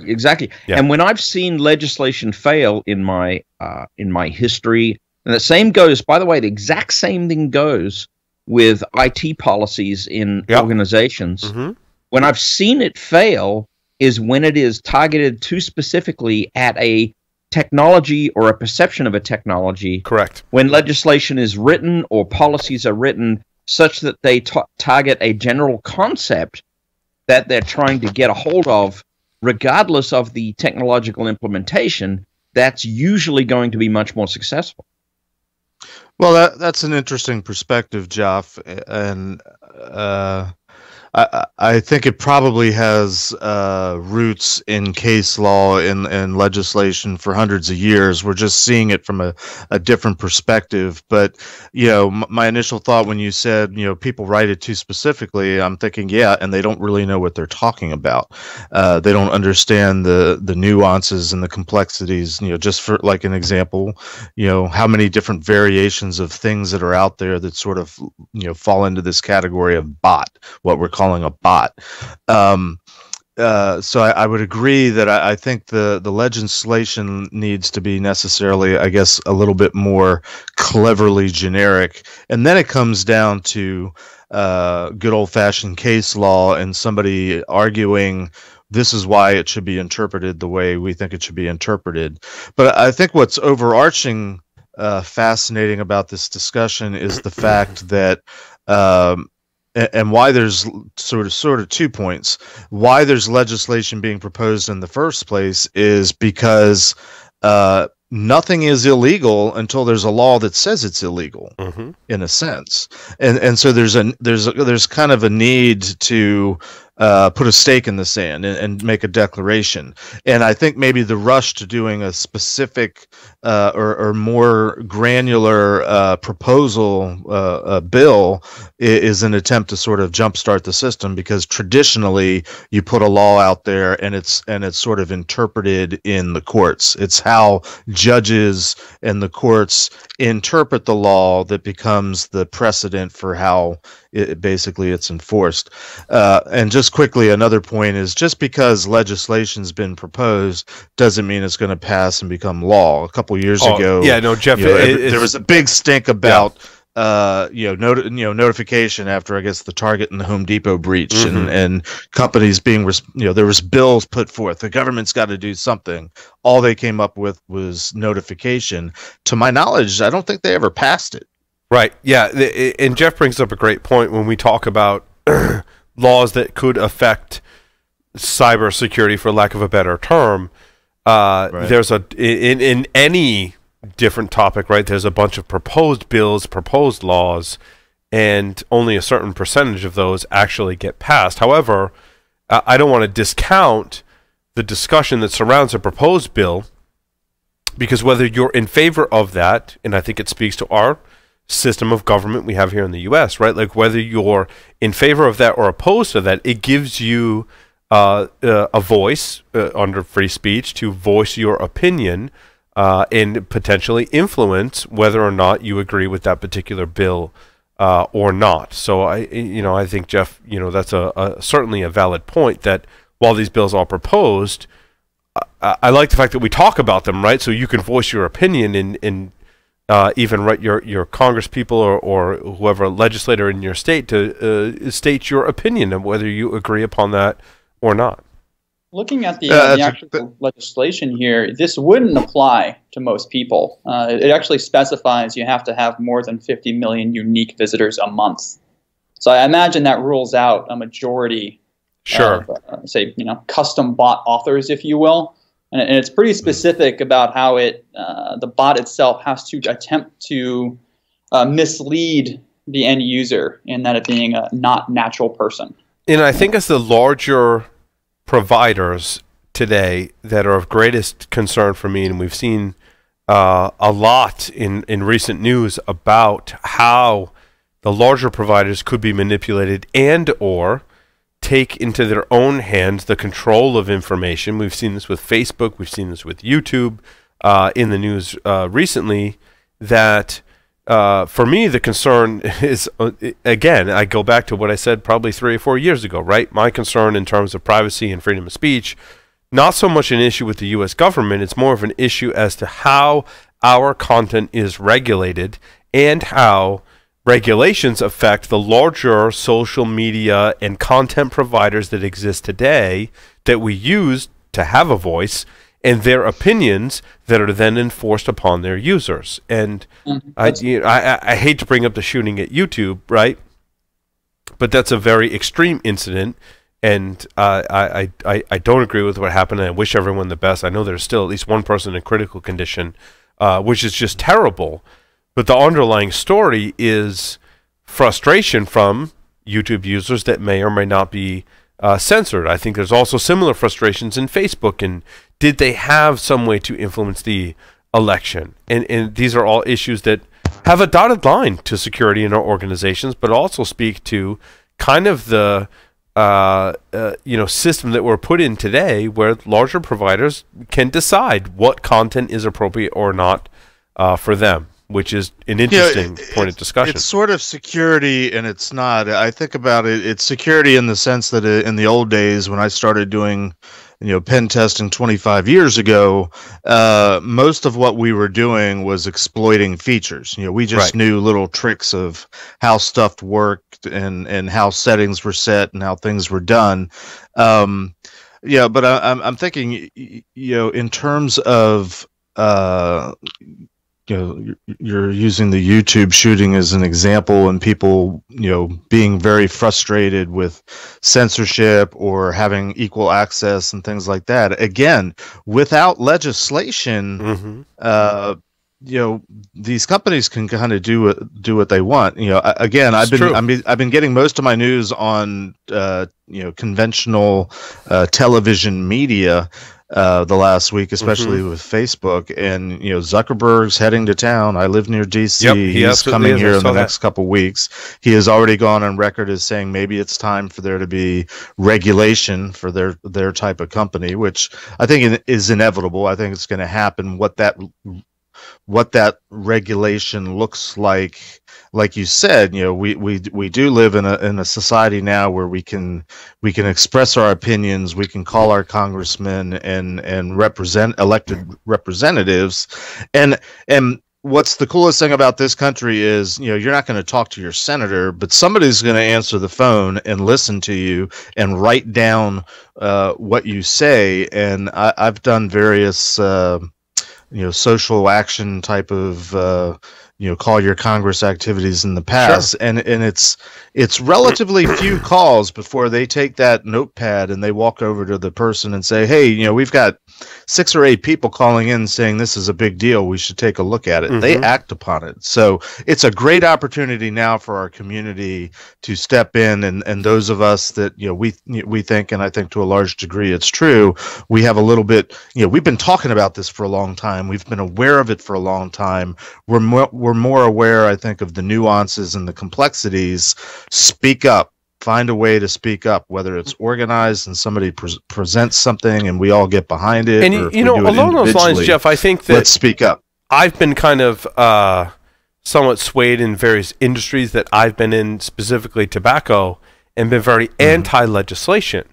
Cory Doctorow came on the show a while back and kind of said, yeah, like some may not make sense to you, and that's your opinion, and you're entitled to it, but there's a lot of legislation that really helps protect people and helps foster innovation and technology in a fair way, and it's very much a double-edged sword. And I think that's one of the great things about our country, right, is that we can all have a voice, we have freedom of speech, we can, as Jeff said, have the discussion with those in influence and make our opinions known, which I think is very important. But I think if you go back in our archives and you listen to Cory Doctorow, regardless of your viewpoints on legislation, I guarantee that when you listen to Cory, you're going to gain a lot of knowledge and information and perhaps sway your viewpoints as to legislation that makes sense, legislation that doesn't, and not kind of lump all legislation and government interaction into the bad category. And that's really what that interview with Cory did for me. Yeah, can I or real quickly, and then I'll let you jump in. Or if you don't want to find Cory Doctorow, just find Education Rock and listen to I Am a Bill. You can find it on YouTube. Awesome. Schoolhouse Rock. And it explains the process really well, and it's in a catchy tune. Nice. Josh? So my last comment here, in this specific example that we were talking about in this story, I think the focus should be on the concept of amplification of disinformation. Yeah. Not on the technology itself. I think that's a really important distinction, as this could easily have a chilling effect. If it's no longer feasible for an organization, say, like Twitter, like Facebook, to respond within the time frame allotted, which is specified as 3 days, if they get hundreds of thousands of requests to view these particular bots and have to then submit a report on each one of them in aggregate, would it make more sense financially to just say, well, you can't talk about these certain topics? Yeah. And because it's no longer scalable. And this is the same argument that YouTube has been having for a long time. And most organizations that have a large internet presence that allow you to upload things is, how do you police your own content? And are you responsible for what users upload? Well, and I think that's a key word and there. That's a variation. If you want to take it that way, that's another form of censorship. If you're making it so it's not even worth it for us to regulate this content, let's just drop it. That's in effect a form of censorship.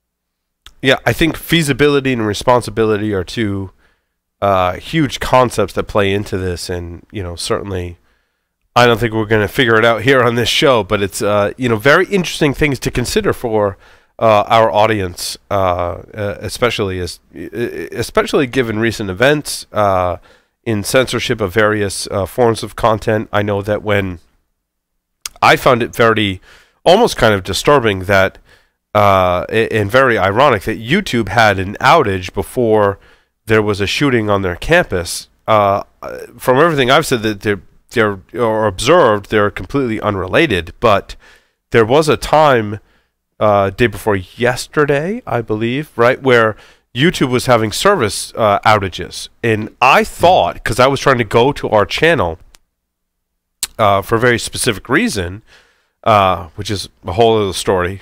Ask me about it at a beer at a conference, but I was going to our channel for a reason, and I wasn't able to get to our channel. My first thought was, oh my God, we're distributing hacking information, therefore we're being censored by YouTube.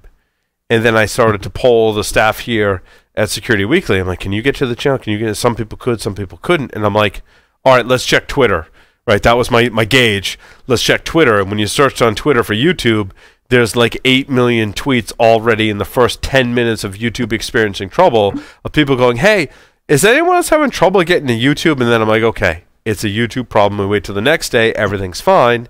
And I find our channel is in good standing, which is good. I was happy. I also called into question, what if, and this has happened in the past, what if YouTube deems our content as something that they don't want on their website? What do we do then?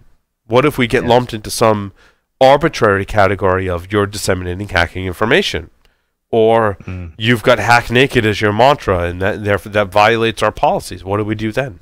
And it begs, maybe the question isn't if, but when that happens. It's when. What do we do? What do we do? I know many content providers are going to YouPorn. We talked about that a couple of weeks ago on the show. Yep. Maybe that's an option for us. Who knows? But anyway, let's talk about some different stories. Moving on. Intel. I thought this was a very interesting move from Intel, and I want to get your thoughts on this. The Core 2 processors are no longer scheduled to receive updates. And while some first-generation Core products have microcode updates available already, others have had their update canceled. Now, I thought Core and then Core 2, like Core came first, Core 2 came second, and Core is going to receive some updates, but Core 2 processors aren't. Like, Intel's kind of arbitrarily saying, these processors get updates, but these ones don't. And it's totally up to them. So you could very well be stuck with a processor architecture that is not benefiting from patches that affect from the Spectre vulnerabilities. I doubt very highly it's arbitrary. It's highly likely there's been a cost-benefit analysis performed. Sure. And they have decided this is where they're drawing the line. It's no longer cost-effective based on whatever they are projecting to have to do, fight, legal battles, getting sued, losing customers, whatever it is, they've drawn the line somewhere because they've done business risk analysis. Right? Yeah, business risk or risk in general, right? It's right in line straight up with risk. Business risk. I'm right in line with Jeff. This is totally business. And probably what factors into that is potential profit from upgrades. I mean, they're doing the math, right? Overall.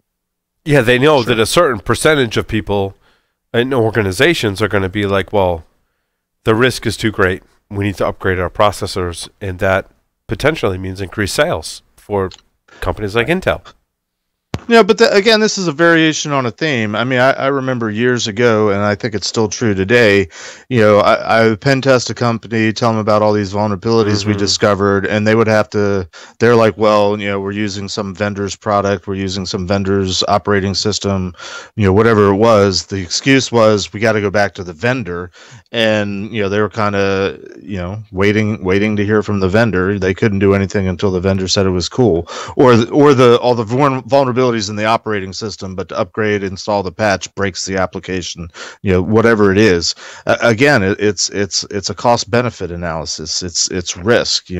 Who's banging the gong the loudest, who's making the most noise, who's got the biggest purse strings that can influence and make the changes. This is business. This is the reality of the business world we live in. Looking at their Go ahead, Kevin. They have a list of affected processors and ones they're releasing updates for or not for all their lines. And some of the rationale for not updating I find very interesting. Some make sense, such as they can't do it. Micro-architectural characteristics that preclude a practical implementation. Well, one that really catches my eye here is based on customer inputs, most of these products are implemented as closed systems and therefore have an expected lower likelihood of exposure. And for some reason, they've air-quoted closed systems, which just makes me immediately think of ICS systems. And that we all know that they're not actually closed. They're found on the internet quite often. Right. I like the quotes. There's actually a retail shop downstairs from us, and I forgot to tell everyone that I saw this. And on their sign, they said, "Hey, we'll be closed on Easter Sunday," and they enclosed Easter Sunday in double quotes. I'm like, what do you mean? I don't know if that's the right usage of the double quotes, but that's just kind of weird. Anyway. Well, I really hope the rationale here is not that it's ICS or SCADA systems that have core CPUs in them, and that they're saying just because they're on isolated networks means they won't be attacked as for processors. It's one of those things, and I know we were talking during the break about how not a lot of things have changed in our industry, and I think one of those constants are organizations that have procured technology that is extremely volatile when it comes to updating the operating system. And I just hope that there are a lot more examples of organizations either developing their own software or finding software that is more resilient to upgrades. We've been talking about this problem. I encountered this problem when we first started the show, almost 14 years ago. And I hope today that we can at least start to overcome this issue of legacy technology and being stuck on legacy technology because the software that we bought is tied to legacy technology and is not resilient enough to be upgraded during that process. I think that's a huge problem in our industry still today that I think is totally solvable, but we haven't seen those solutions permeate throughout much of our infrastructure today. Well, why? The question is why. Jeff, you disagree. Why? Well, again, it goes down to economics and supply and demand, and what's the economic value in upgrading. I think we've talked about it before too. We're living in a time now where we're expected to get a new mobile device, cell phone. What is it? Every year, 18 months. Because it's true. I have a Google. We got to get the latest and greatest. I have a Google Pixel, and I'm like, my parents, we wanted to buy an appliance or a piece of, some sort of electrical device, even a freaking light bulb, and we want it to last for as long as possible and not have to replace it every little bit. So, still to this day, I think most managers and decision makers are still on the older side. They probably still have some recollection of, this time in our history where we bought things to last, not we bought things to replace every 12 or 18 months. But I think there's a difference between hardware and software. I want to buy software that is resilient and understand that I will have to continually update that software, that there will be new updates to that software, and it's not necessarily tied to a physical appliance. Sure, I can buy a dishwasher for my house and expect it's going to last 30 years, but when I go to a software provider, and I'm totally cool with paying a maintenance fee year over year, if I want that software to last 30 years, I got to have an expectation that there are going to be new versions that are produced every single day, perhaps, that will keep up with my hardware changes, with my operating system changes, with my platform changes, that will work. And I hope that that's the new depends on the industry. I mean, you used to work for who that and did OS 4690s or whatever they are. I did 4690. I'm glad you mentioned that. Wow, I haven't heard the term. Why IBM 4690 operating system. Sure, that's a great example. Were so many grocery stores using it. Yeah. I mean, in the years that I was doing PCI, it was very common to see OS 4690s out there because they were stable. Right. Drink. Jeff mentioned PCI. Everybody, drink. Ready? Drink. Okay. Not kept. Keep talking PCI as long as it's relevant to the conversation. Let's talk about healthcare devices, and there are some code execution vulnerabilities in some medical devices from Natus, and they are in EEG, what they call an offering described as like a leading edge features that you want in critical care. They include amplifier ports compatible with USB and TCP/IP cables, while neural network software connects to monitoring equipment to record data in SQL databases. There was a team at, I believe this was Cisco Talos, that discovered these vulnerabilities and disclosed them. Again, nothing new. We've seen a lot of these devices compromised in the past, and we can only hope, I think, as we talk about vulnerabilities in numerous systems, that organizations are more resilient to patching them. Healthcare being at a significant disadvantage, I think, in this arena for a lot of reasons. Patient care being probably the number one cause. Well, life issues always exceed patching issues, right? But is that leading edge or is that bleeding edge? It said leading. I was quoting the article. It does say leading edge features you want in critical care. I quoted that purposely. So I think the one thing that would bother me with EEG, of course, would be inaccurate, incorrect readout. So that would be awful, obviously, because there may be somebody's life in the hands of those results. And certainly I can relate to that. Heart disease running in my family. I've had a lot of those similar kind of tests. The accuracy of those tests is extremely important to patient care. But I want to go back to KT's interview when we talked about risk not just being associated with security, not just associated with business or financial, but risk being risk. This needs to be in the equation for the companies that provide the software and the companies that are using the software and or hardware. Having accurate results speaks to the risk. Doesn't matter if it's business, financial, or security. It speaks to the risk.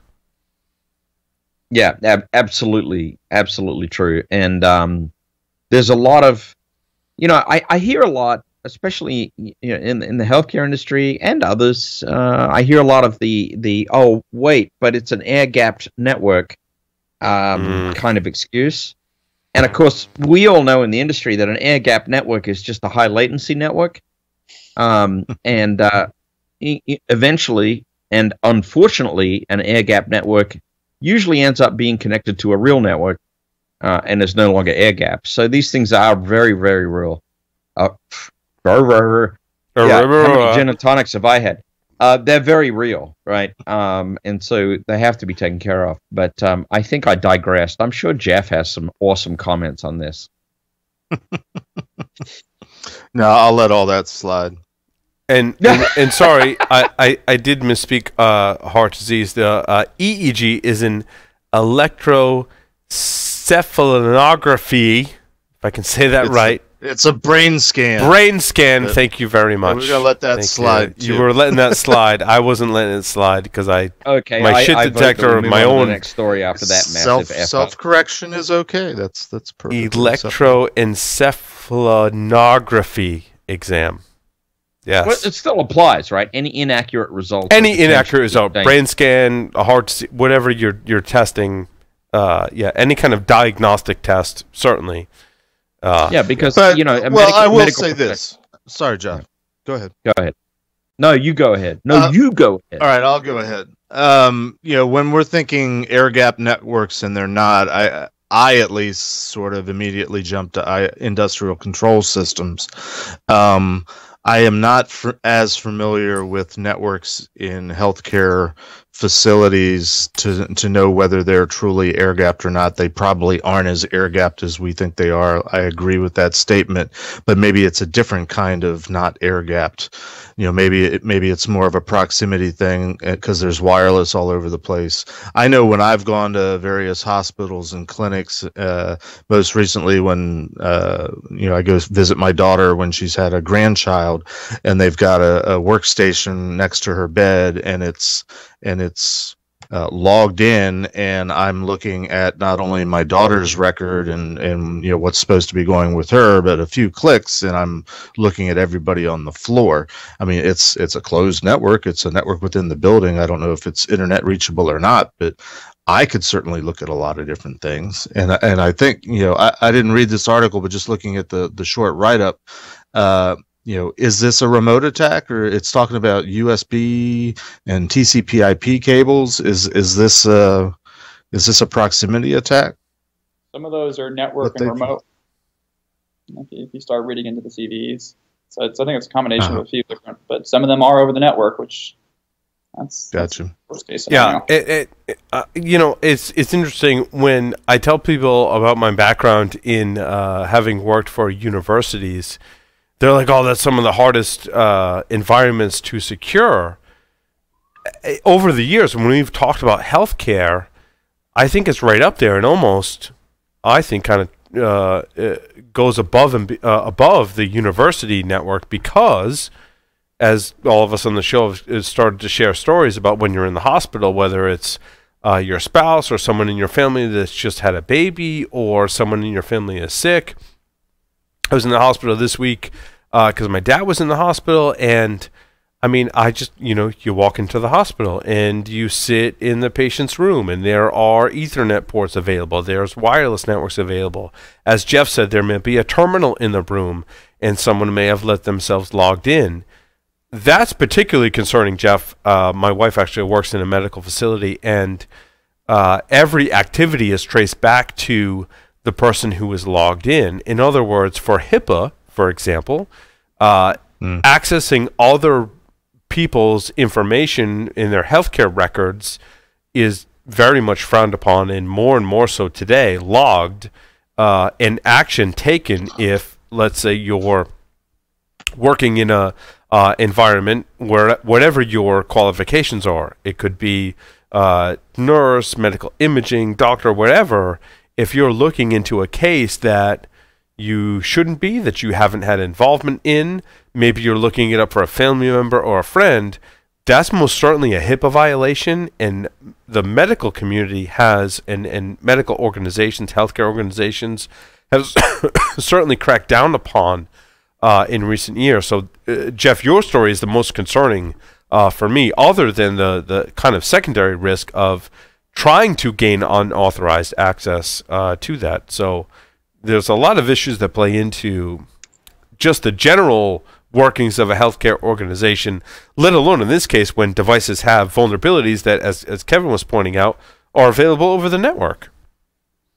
So let me ask you a question, and it's a loaded question, but I'll try to make it an open-ended question.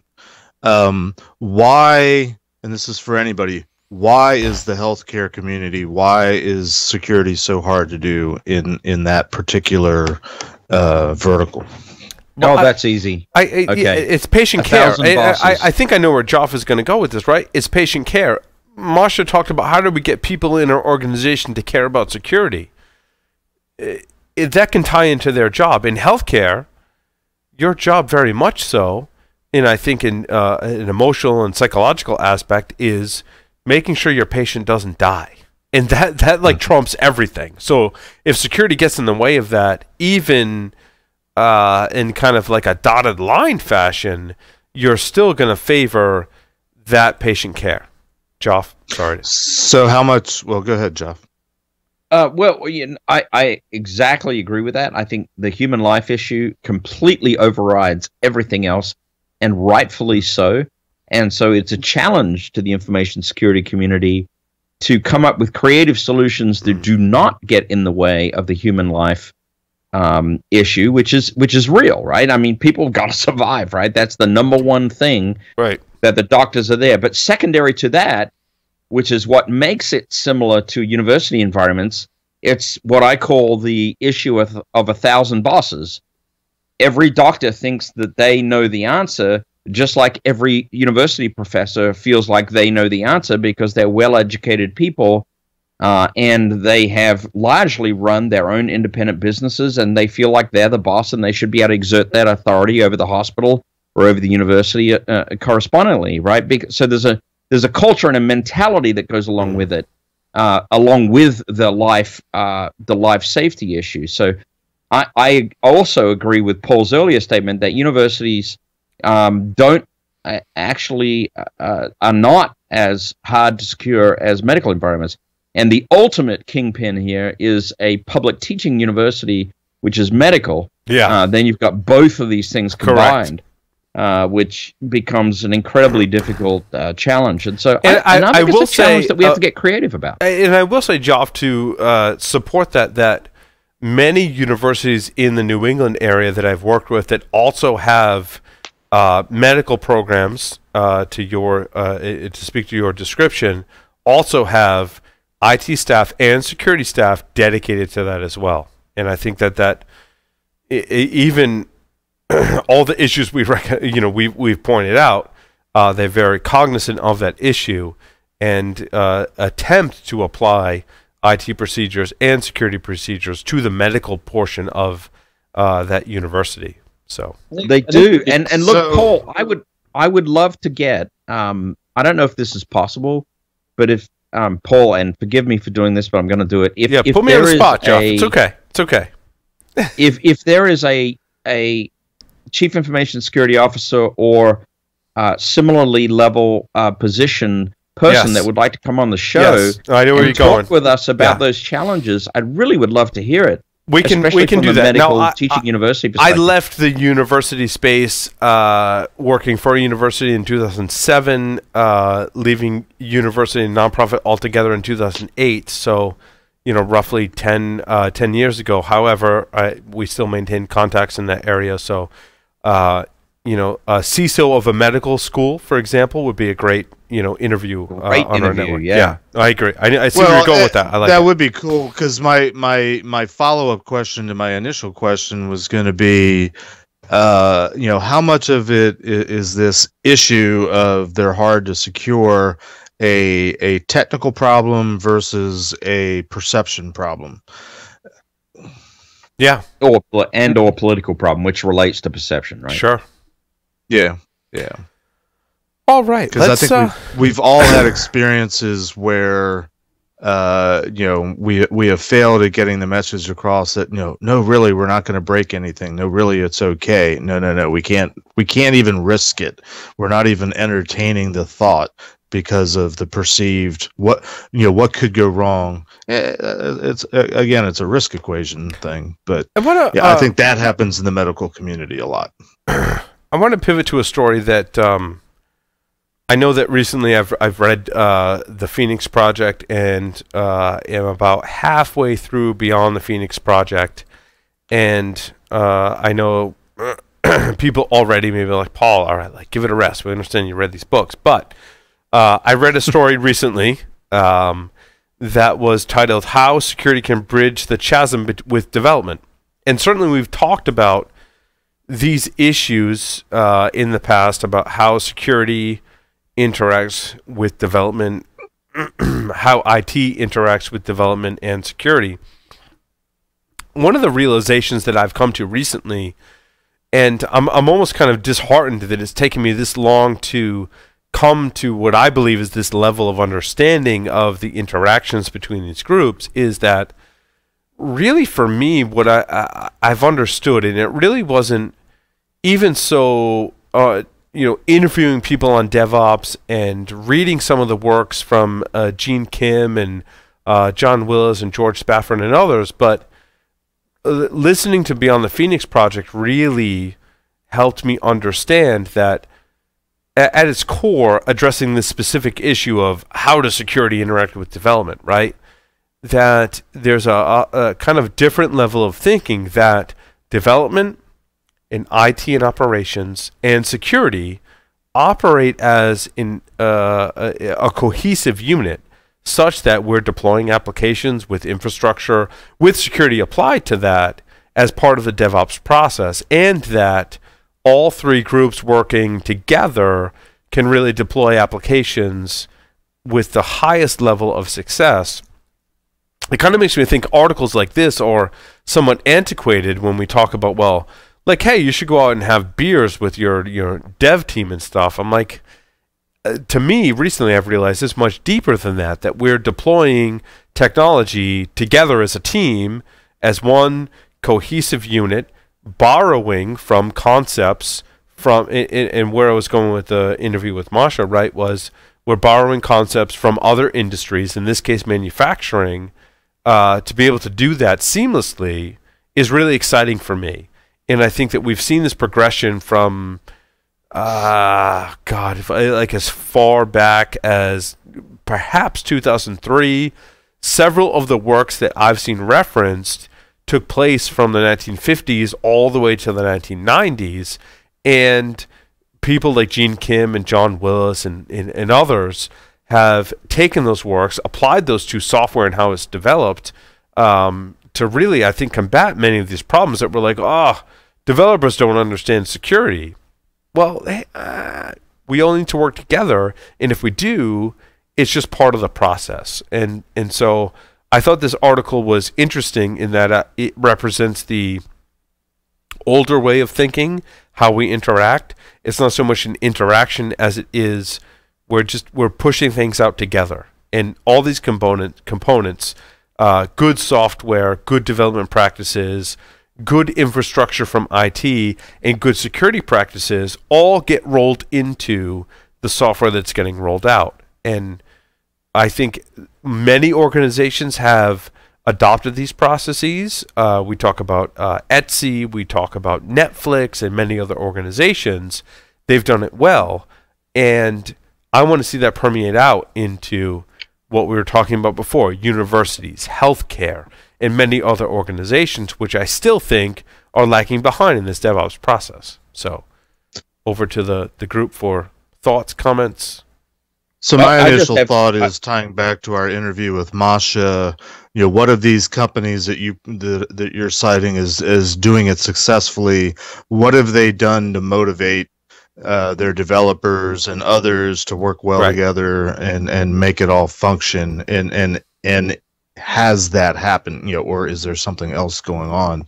What is the secret of their success, if you will? Yeah. And does it tie in any way to what Masha was talking about in her segment? It does, in a slightly different way that we didn't cover in the interview, that I think kind of speaks to some of the business works that I've been reading and philosophies that I've been subscribing to as part of our Business Security Weekly program. In that, as a company, you need to define your one problem and your one solution and your one category and go with it. And by the way, if you've got people in your organization that aren't on board with that process, that's toxic to the environment, they could potentially undermine the whole thing. When I look at the DevOps process and how you implement that and how it involves support from all the different groups in your organization, it's very much the same thing. I have to identify people who are going to support that process, and those that don't, maybe not a great fit for our organization. And that's a very difficult thing and a difficult concept for us to implement in business, as we don't want to isolate people or identify those that may be toxic to our environment and get rid of them. But it's very critical to that process, both in defining your category, defining your mission as an organization, and also defining your processes as to how you develop software. I just have a couple of comments. One is, I do believe talented developers are hungry to connect with talented information security professionals and really learn from each other, because developers are, unlike our end users, developers are well aware of the ramifications and implications of mistakes here, I believe. It's too public now, and they're absolutely, in the know. We just need to actually reach out and form those connections, and I think we can have very, very positive impact in that respect. And then the other comment I have is, any development shop has to include security in their security development, in their software development lifecycle, and not all of them do. And it's unfortunate if that's the case, because the ones that don't are coming at it from a post-release perspective.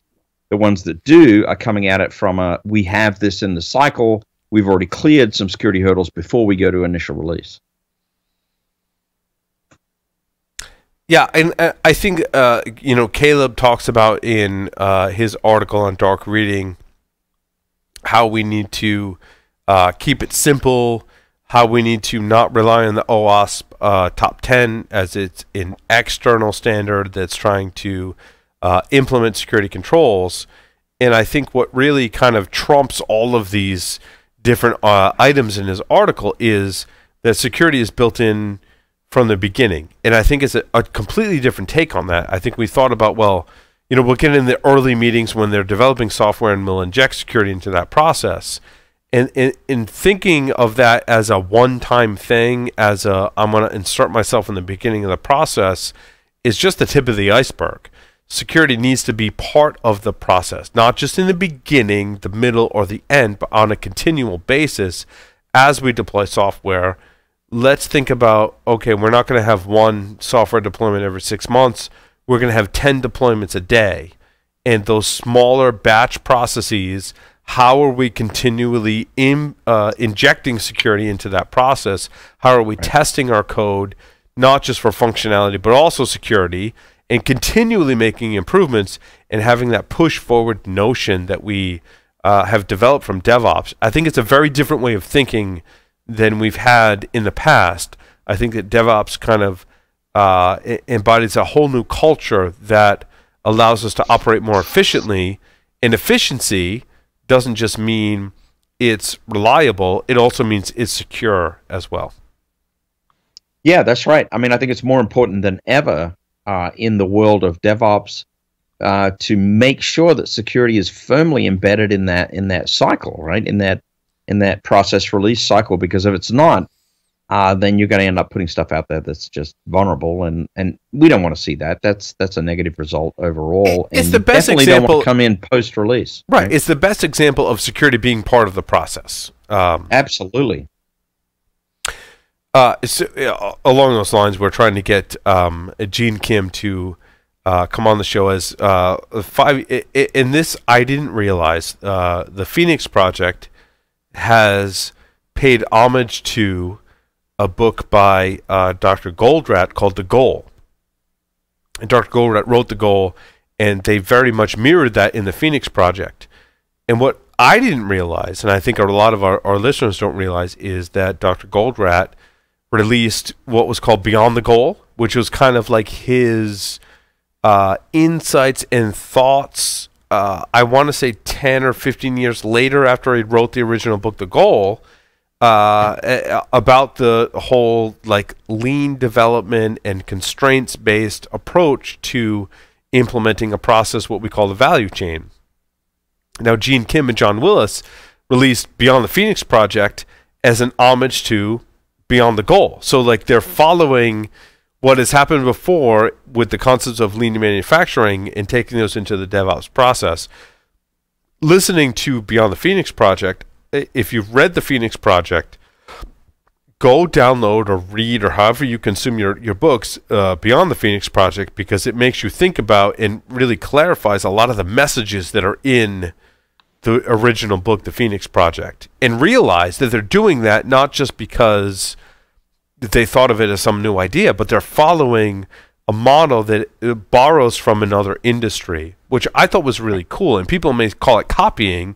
It's not. It's an application of a process to what we do today in development and security and IT operations, that is paying homage to a process that's been known to work for some time, which I thought was really cool.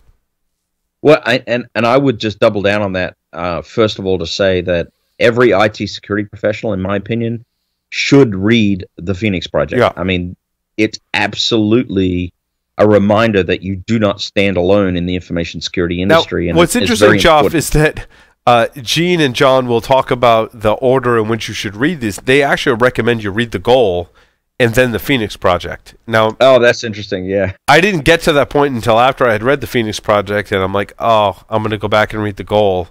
And I'm doing a reverse order, but their recommendation is to read the goal, read the Phoenix Project, then, you know, and explore the other works of not just Dr. Goldratt, but Deming as well, which they talk about and Beyond the Phoenix Project, and the work at Toyota. Like, there's just some great insights in these works, and it gets your gears turning as to how you can apply all of this stuff to your work today, whether you're working in DevOps or IT operations or both. So it's pretty cool stuff. It's kind of been a thing that I've been going through lately, and I even more hold respect for those doing those works in manufacturing as well as in DevOps today. So it's really cool stuff.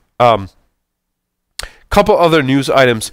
Did you guys see the Cloudflare has made a huge press release? It's been in all over the news that I've been following, that they have a new DNS service which is implementing DNS over HTTPS and bringing forth to the public today a new DNS service which provides, I think, reliability in addition to security and privacy in their DNS service. Do you guys see that? I did. I'm so geeky.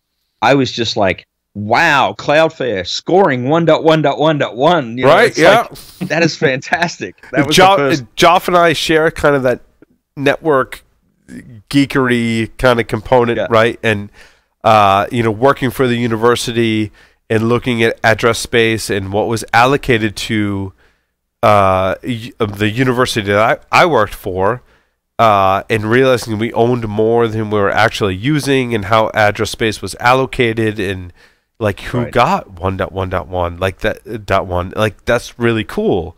So for them to use that particular IP address for those, I guess, internet nerds, TCP/IP nerds, like that's really cool. First of all, yeah. Well, that was my first reaction, but the other idea, of course, with secure DNS and being able to perform adequate DNS response filtering and so forth, I think that's really, really cool. For some organizations, that's really a big value add. So that combined with the idea of 1.1.1.1 is a nice combination. Very easy for the sysadmins to remember and get it configured and all the rest of it. So. I love that we're still talking about DNS in the security context and being nerds still today. Like, and those that have listened to the show for a while know that, like, I've been like the DNS person at so many different organizations, right? And for us still to be talking about it to this day, being sponsored by Domain Tools, as an example, we just did a webcast with them yesterday, and talking about investigations into IPs and domain names. How that's still relevant today is just totally amazing to me. Totally amazing. How I'm still, my pet project today is trying to get my DNS logs into Security Onion, for example, which I hope to be a future technical segment here on the show. It's just fascinating that it's been that one constant through my career that I've had to study, I've had to analyze and implement projects in DNS. And for the headlines today be Cloudflare in 1.1.1.1 is just pretty cool. I have a silly question. Yeah. Because I haven't looked at TCP/IP addressing in quite a while. Isn't 1.1.1.1? Maybe I should just say, what is it? Why is it so special? Because I would have thought that it was in reserved address space. It could have been at one time, Jeff. It's a very good observation. There are many Class A's and different, CIDR block notations that fall into that kind of like reserved space that have come back into circulation for others to purchase as IPv4 space has become somewhat of a commodity today, certainly. Right. So, some of those CIDR blocks, especially the Class A's in the lower numbers, are very much coveted and typically were allocated to very early organizations, being universities and ISPs, several, I'm talking 20 plus years ago, that have maybe come back into circulation and now permeate today in 1.1.1.1, for example. So that in and of itself is fascinating because of the way address space was allocated 20 or 30 years ago and has been reallocated today. I used to pen test 20 years ago, and back in those days, one of the challenges when you were sort of trying to identify your targets and trying to figure out, what the address space was of who your customer was. They were always a customer. Nudge, nudge, wink, wink. Looking up their address space, seeing what back in the early days, did they buy a Class C? Did they have more than one Class C? What did they own in terms of domain space and address space? And that was part of the reconnaissance that we used to do. And I'll have to look in some of my archives to see if I have old records of what the addressing looked like back 20 years ago, because some people might find that interesting. Yeah. 1.1.1.1, by the way, is part of Asia Pacific, Nick. I noticed it's Australian run, but obviously Cloudflare has cut a deal, which is awesome to make this happen. So that's fantastic. Hey, Paul, I was just wondering, we might want to wrap. It's getting late. Holy crap! It's almost 9 o'clock. Yeah, it is. Any other stories? VirusTotal has launched a sandbox for Android. I thought it was kind of interesting to compete with. What's the other service that allows you to analyze Android? Cuckoo? Yes. Cuckoo Sandbox. Cuckoo Sandbox allows you to analyze Android apps, and now VirusTotal is throwing their hat in the ring for that level of analysis. Very cool. Other than that, I think that rounds out security news for this week and Security Weekly. Thank you, everyone for listening and watching. Joff, are you going to take us out? I am. I'm going to take us out. Paul, that's a lovely lavender shirt. Over and out.